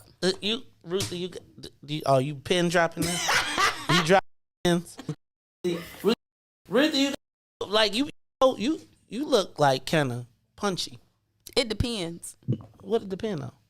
You know, I have a low tolerance. We see. No. I have just a low tolerance for some things. There's some things I'm super passionate about, and some stuff I could sit here and not give two dead flies. So about. What's the passionate stuff? You know, young people. Yeah, black Lord, people. Jesus. That's it. Okay. All right. I do notice that when you say something about young people, y'all be like, you know what? We ain't finna talk about these ratchet youth people. No, I'm just joking. And I'm just women. kidding. And women. With Ruthie. You probably agree. Do you agree women kitchen and women yet? No. You're never gonna get Ruthie. Come on, we've been staying on track. No kitchen. Like she do be pinching people. No, she I don't. pinch people. Like listen, I don't have to justify how big and how much compassion does rule my environment. But my thing is, if I'm rocking with you, I'm rocking with you. If I ain't rocking with you, you probably can't feel the ice chips on my skin because I ain't rocking with you. I heard that. Okay, I could take that. But you know, one thing that I used to do when I worked more directly back when you could do this with young people is I believe in positive touch. Like, because a lot of young people, you know, some of them don't experience positive touching. So like if I'm talking to you, I might put my hand on your shoulder. You know, I might dap you up. I might shake your hand. I might, back when you could, give you a hug. So like positive touches. I think that's really what a lot of young people are missing. Platonic positive touches. I was about to be like, you finna be on Oprah or something. I think it is so important, especially and you know, if you work with young men and you are a younger woman, like touch them kids platonically. Like let them know that like there are trusting adults like out here. So I can talk to you and I can touch your shoulder and it don't have to be nothing sexual. See, I had to look at the time to see if I could say that word. It don't have to be nothing sexual. And I think things like that are important to just relationship building and love and like the release of energy. Like if I literally touch you in a positive way, like you can feel that. You might not think you can feel it, but we got to tap into each other's energies. And that's why love is really the first step to writing all of this. Love. We need to call music. It sounds so simple and so cheesy. It sounds cornball. I know it do, Maze. Cornball. Ain't nobody trying to be all... Look, man. Positive touches. That's why... That's what's wrong with Riis right now. No. You all around here trying to tell him to be sensitive. No, think about this. Think about how much you dap other black men up and y'all be shaking hands and y'all do the little half hug thing. Like those are positive touches. Like you don't realize it, but those things affect your mentality. I know it sounds cheesy and a little soft, but it's true. So everybody out there, you be around here. I think you need 7 positive touches per day. But you know, in the age of COVID, young people are missing out on that. We ain't supposed to touch them no more. We ain't supposed to be touching each other. We can't even pass around our cousin no more. That you see, positive circles, community, love. What book you read this stuff in? This some old. This one of them old. When you lead with love, you got to literally, you have to find tangible ways to impart love into the world. So that's just like how somebody said in the comments, saying what's up to other people, to other black people. Same concept. Something so simple that we take for granted. Speaking to somebody, it makes a world of a difference. That's why you started speaking in the morning? No, I did that because you kept complaining about me coming in and being grumpy. So I said, I'm tired of him complaining about me being grumpy. About time some women listen around. Oh, see, now you know that make me not. I'm trying to help you. I'm trying to help y'all not be so sensitive in this world. You gotta reach. Okay, so one of the things that Ruthie's saying we could do to make a positive difference in our self-esteem as Black folks is positive touches. And acknowledgments. Positive energy, positive engagements. Me giving you a compliment on your hat and your do-rag. Yeah, Riis. That kind of stuff is important. Appreciate it. Riis, when I saw your hat, I felt like. See, that's why I'm we can't get surprised Maze ain't call it my work hat today. You know, like anytime I put it on. Nah, y'all, you corrected me. You like, nah, I'm waiting for you to put the Rugrats shirt back on. That's the one I'm waiting for. That's my favorite. The Rugrat. Riis came through with the Rugrats and the yellow shorts. Like, really? And he had the shoes to match. I was like, all right. All right, y'all. What is something positive that we can do? One thing that we can do to raise our self-esteem. Is that my dude, Jake? He not from Houston, but he living in Houston. But he from the east side of Chicago. It's my dude, Jacob Israel. Jake, what's up, dog? Every Jesus, shalom, Aki. And one thing about it, we have built societies. We don't know who we are. Like something that Ruthie said, it's knowledge. Well, look at all the inventions that we made under tremendous pressure. I don't know half of the things. People don't know half of the things that was been hidden from us that we have made. The first heart surgery. I can just go down a plethora of things that we invented. How many different societies have we had? You know what I'm saying? But Jake, everything they did, Jake, let me, because I love that. I think the problem though is that so many of us don't know, right? And it's affected. Like when I talk about it, it's our education, right? So even when you talk about being miseducated, I think so many of us that know things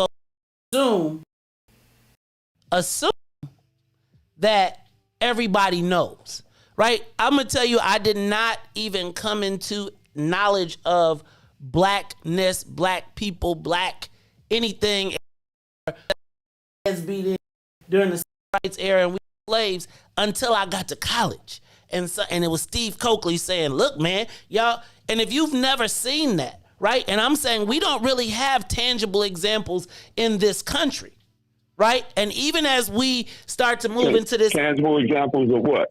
Tangible examples of what? Tangible examples of long-term Black prosperity working together.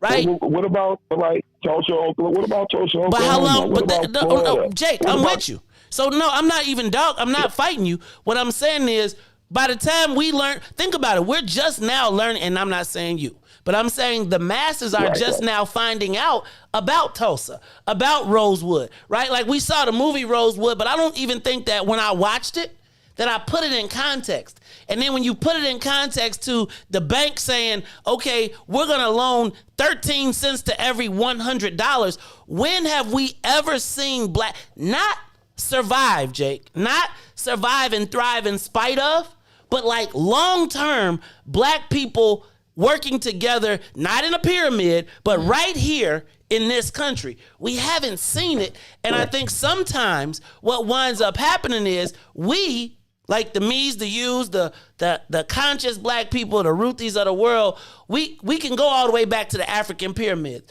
But for those brothers that's right out there on the street, or who are going to our public schools, they've never seen it. They didn't know about it. Who's teaching about that? Who's really teaching that, Jake? You had to go outside of... My teacher. You had to go... My teacher taught me at...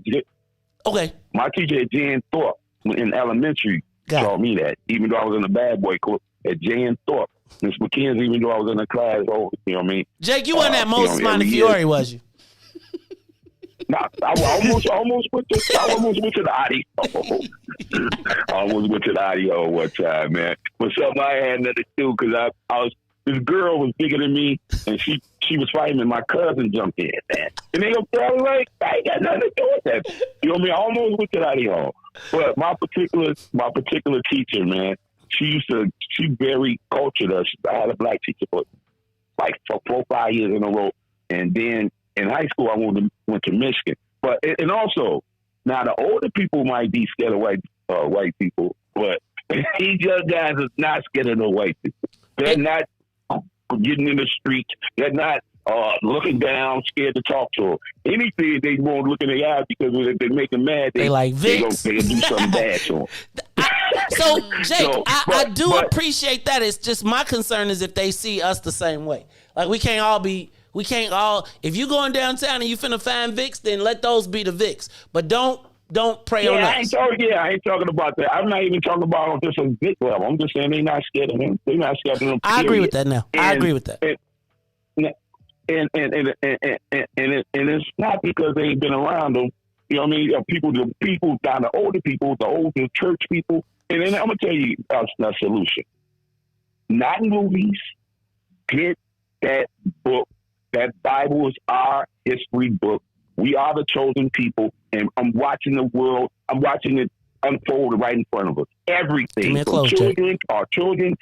All right. They say the children gonna run the house and women gonna rule everything. So that's and for some. Hey, good times are happening. It's after 400 years. You know what I mean? It's gonna be some judgment, and then it's gonna be great sustenance for some. All right, shalom. Shalom, Jake. Shalom. Hey, let's go to Aaron. Aaron, you're on the Maze Jackson Show. What is one thing that we black people can do to build our positive self-esteem? Aaron? Aaron. Caller. Uh-oh, look at Ruthie. Caller, you there? Hey, caller. Hello? We got you. Hello? Turn the radio down in the back. Hello? We can hear you. We can hear you. Hello. We got you. This is Kate. Oh, hey, Kate. This is Katie. Hey, Katie. Hey. Hi, how are you? I think starting with our children's education. I think that it was an article in the paper today. And they talked about they have this program. They started this program where they're going to have wraparound services. Our children have to be educated properly and taught to set their sights high again, like in the past. But this time it has to be, because we have this technology stuff, everybody has to learn in order to get out the technology jobs and et cetera. We have to have a good education, and that's what we should demand. When my daughter, my granddaughter went to a Catholic school. Now she's in a public school because at Catholic school it's about $12,000 a year, and it's very expensive for her parents. So I called around to try to get some information from again with the public school system, and I mean nobody was able to answer my question. So it's like now I got to go and start really digging in so I can find out, so she can finish up her last 2 years and be able to thrive and survive for her future. But it's a lot of stuff missing in those schools, a lot of stuff missing. So that's what I think. Thank you, Katie. So Katie says one thing we could do is go back to helping our kids at the elementary and the education. I do think that we got a weird relationship with education in our community. It's like, it almost seems like a positive and a negative. If you get it, we say we need education, but if you get too much education, then you wind up smart. Well, you're using your education to be them people. But I always thought that a lot of times people got education to better their circumstances. And it's a weird dynamic that we got. It's the type of education. What's I up? think. Well, I mean, if Alvin we need education that teaches that self-esteem concept. So I think the challenge is, I think we got to have a blended, because I think you could teach Afrocentric. I think we have to teach a class that teaches African value or Afrocentric quote unquote values in an American space. Because I think what we don't do is prepare our people. It's like that whole MLI thing I was showing you, where it's like, they like, yo, we gonna be Latino together, but like, when we go outside, we could be bachata, but when we get outside, and we go to war with these people. That's because they already had their 10-year plan in place to set their schools up. Right.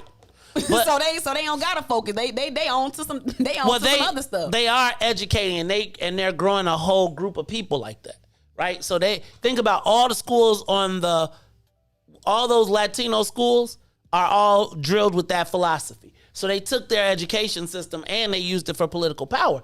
But again, my point now being, how do we then do that? We gotta they already did they plan. But we 10 years behind with the schools. Ruthie, check this out. Their elected officials were part of the plan. Mm-hmm. Right? Like, that to me is, like, that's the thing that I think we mix.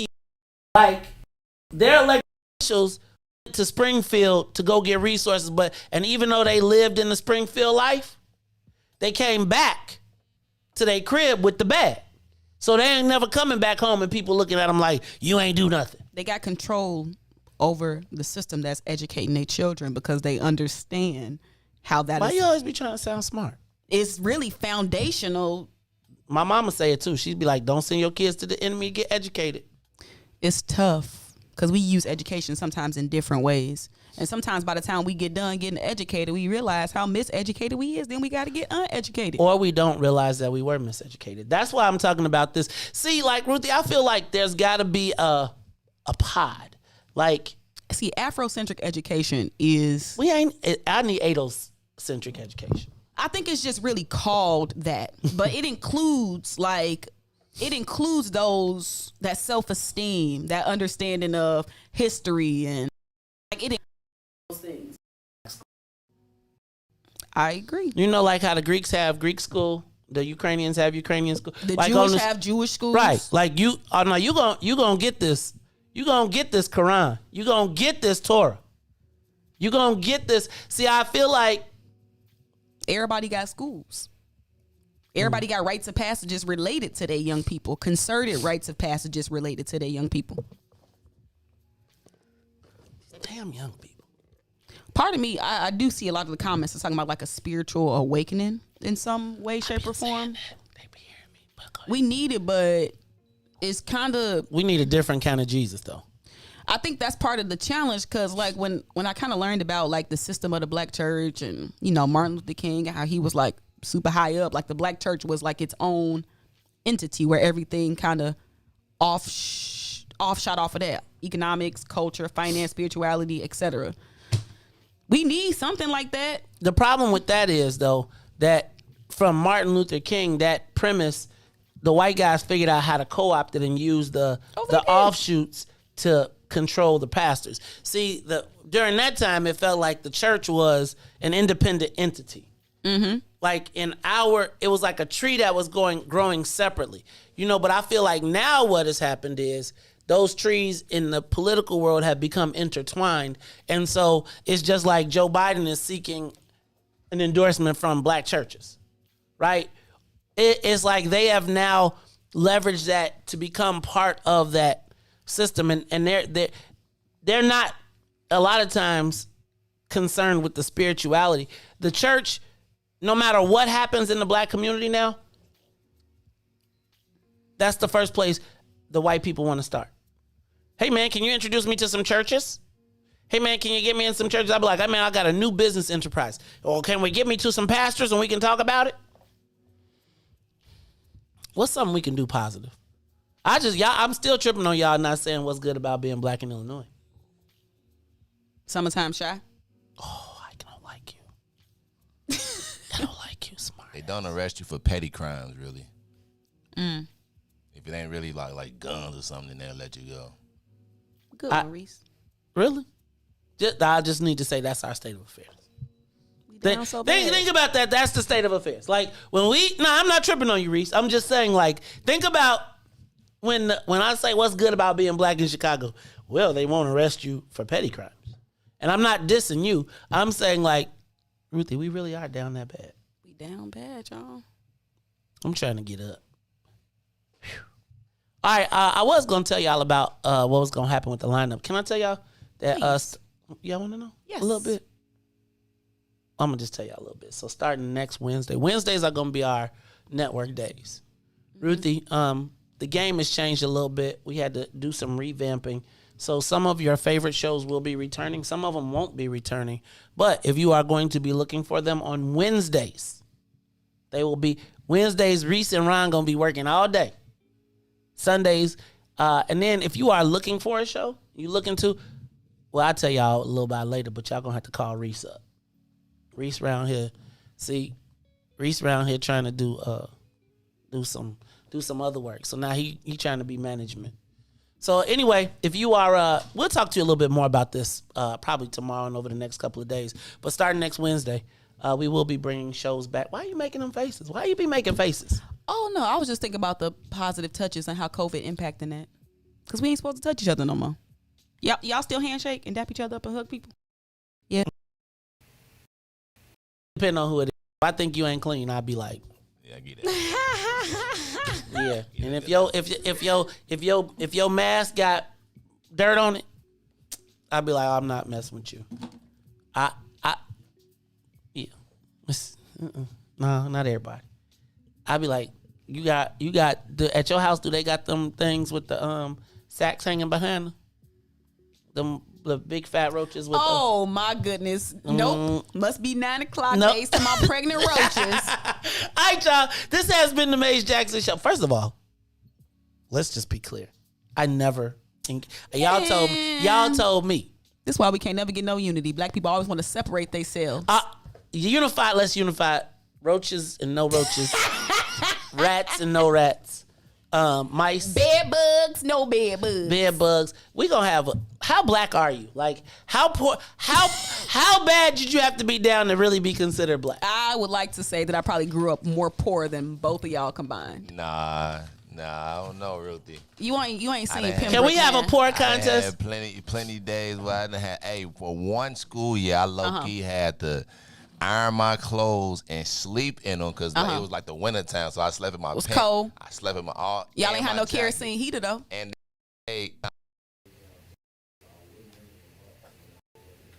straight to school.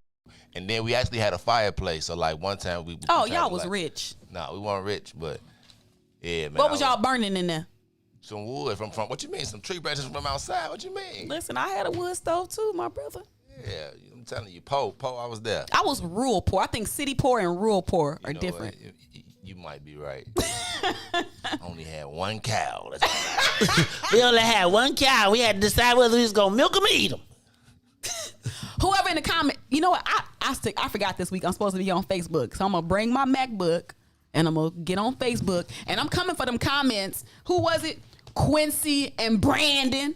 Brandon always be talking some smack. Brandon, so it's on and popping tomorrow. Brandon be talking smack and then get introspective. Meet me in the comments. All right, y'all. This is the Maze Jackson Show. So for Maze, Riis, and Ruthie, I am the host of the Maze Jackson Show, asking every single day, what's in it for the black people? And if you don't like it, you can still tell them. A home run MP. Okay, so tomorrow. Okay, can we do this? Can we? All right, before we go. So tomorrow, can we practice? Can we have like a like how poor were you? I'm going. I'm coming in the comments. Okay, so can we play tomorrow? How poor were you? You gonna lose? I don't know. Okay, I want to play how poor were you tomorrow because I want to see everybody's level of. We gotta get categories: food, okay, clothing. Look at you ready? Shelter, healthcare. Oh sheesh! I'm trying to tell you. What was your like? How you know tomorrow? Okay, can we do this tomorrow? Y'all ready? Like, I'm gonna post it today so we can see if we can get some comments. But I want to be like, how poor were you? Like, and let's see. We should take callers and see who can win. Who got the poorest story? Right? Like, look, y'all. Like, who got the poorest story? I'm trying to tell you. Okay, who you think gonna win? Who y'all think gonna win? Between who? Well, I think I don't know. The people in the comments probably gonna they gonna be like, cause you know we got some senior citizens. They gonna be like, I was sharecropping. Nah, beat that. I can't beat we had to get beat by Master every morning before we went to work. I can't beat that. Okay, we can do it modern poor versus like how poor. Like, and I don't know if it's how poor were you, but like the most creative solutions to not having money. Oh, that was not. What a nice. The most creative. All right, so let's do it tomorrow. The most creative ways. What did I say it was? The most creative ways. Something. The most creative ways to get around the fact that you did not have money for something. How about that? The most creative ways you had to get around not having money.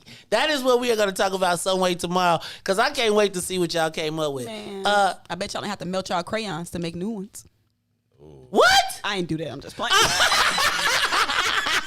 That's That's actually a fun craft project. I was gonna say we did that at Vacation Bible School. A fun We craft did that in project. Vacation. You ain't had no pencil sharpener, so you used a knife and made your own. Oh, everybody Been did there. that. Oh, come on now, Everybody Riis. did that. Come That's on, a rite of Riis. passage. Right. I still do that now. My son be mad. You ever had to take it to school though?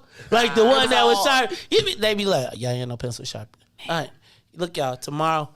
And we're gonna be looking for y'all comments too and callers. So get y'all calls ready, because we are gonna have a good time.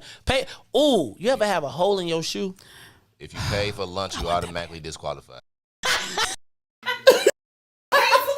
Don't care if What if you had to eat split hot dogs? I mean, yeah, and pork and beans and all, yeah. For lunch though, what if you ain't never been poor except for when you went to, like, let me tell you, when I went to Northview, and one time my parents made me have a split hot dog sandwich, and I opened up in front of all the white people, and they was like, "What is that?" And every meal I knew was a Roman for every day. Roman noodles. No. I got it. And then y'all know I gotta go. Wait, y'all tripping. Y'all can't get. If you put pork hot dog in the oven into casserole. What? Wait, what? Okay, yeah, we gonna have to say pork and beans and hot dog. Did anybody ever eat the pork and beans with the Franks in them? And them Franks was just the worst. We cut up our own hot dogs. You cut your own hot dogs up and put them in there. Ew. Okay, yeah, we gonna talk about it. Was it? I'm never going back. No, I'm telling you, I'm never going back. Hey, y'all, I thought peanut butter and jelly was poverty. No, if you think Salisbury steak is steak, that's how you know. Hog head cheese. We eat steak, No, I like hog head cheese. I used to. Not, but I didn't want to see it. All right, y'all. Tomorrow, the most creative ways to get around not having money. It's the Maze Jackson Show. So for Maze, Riis, and Ruthie, I am the host of the Maze. You super glued your gym shoe. Some of y'all was downtrodden. I Gorilla Glue my shoe too. The bottom of my sole came out. I went Gorilla Glue and just stood there until it stuck there. Yes. Ooh. In the middle of a basketball game. Oh. I went up. I had to slide my foot. Oh man, I hurt myself. Sub. Oh, he was smoking some ditch weed. Oh God. Oh, when you used to have to, my cousin said I remember when my cousin used to spend 2 hours, he'd get a sack and spend 2 hours picking the seeds out. Oh, my God. No, if you making duck blunts. Oh. That's how you down bad. Oh, you down don't bad. Even know that. You know what though? I'm gonna tell you what. My cousin still don't throw his ducks away. No. He still be feeling some kind of way. No. He keep an ashtray full of them. Yeah, break them down and then take it all out and roll you. And then you be like, I've cut people off for less. Not duck blunts. That is. If you don't do this, you ain't been there. You upper echelon, probably. Right. All right, y'all. Hey, we gotta have a disqualification list. If you did this, you are out of it. No, we gotta have sections, dog. You can't, cause I feel like I got some stories to contribute to this, and I feel like y'all gonna try and disqualify. I used to feel like people who had stairs in their house was rich. Right, I did too, though. We got an upstairs. Middle class poor.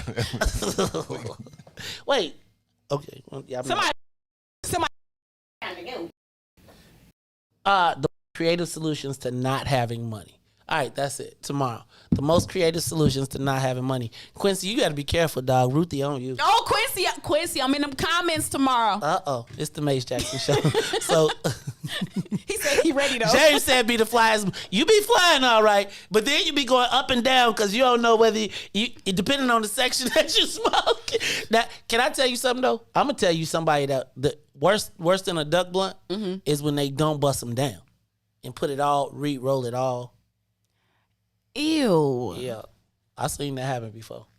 Yeah, they just rolled it high. They just took all the ducks and lined them up inside of another take beat it out of it. and just. And I'm gonna tell you, that was after you threw up for the first 2 hours. Right. All right, y'all. This is the Maze Jackson Show. I can't wait. Y'all gotta tell me y'all creative recipes. Like, what did you do for clothes? Yeah, Ruthie, you had a good thing. We gonna categories. We gonna Okay, Quincy. Quincy. Now you know Ruthie thinks she the best Joner ever. No, listen, I ain't trying to Jones. Cause I don't want to hurt your feelings, Quincy. See. All right, y'all. We'll be back tomorrow. Maze, Ruthie, Riis, and Todd. And if you don't like it, did I say Todd? Maze, Riis, and Ruthie. Hey, Todd. Todd be on Mondays. We don't say what's up to Todd till Mondays. And if you don't like it, you can still tell him. Maze said, we out of here. Peace. Let's get down to business and go ahead and address the facts, man. Lightfoot seems more lesbian than black. It's another case, he was just as tired. 50 closed schools left much to be desired. Police had Anjanette naked on that body cam. They suppressed the footage so it couldn't. Both similar, so I went and dug it up. George Floyd killed, a lot of riots happened in the town. Southside burned and they wouldn't let them bridges down. Grandmother sick, need a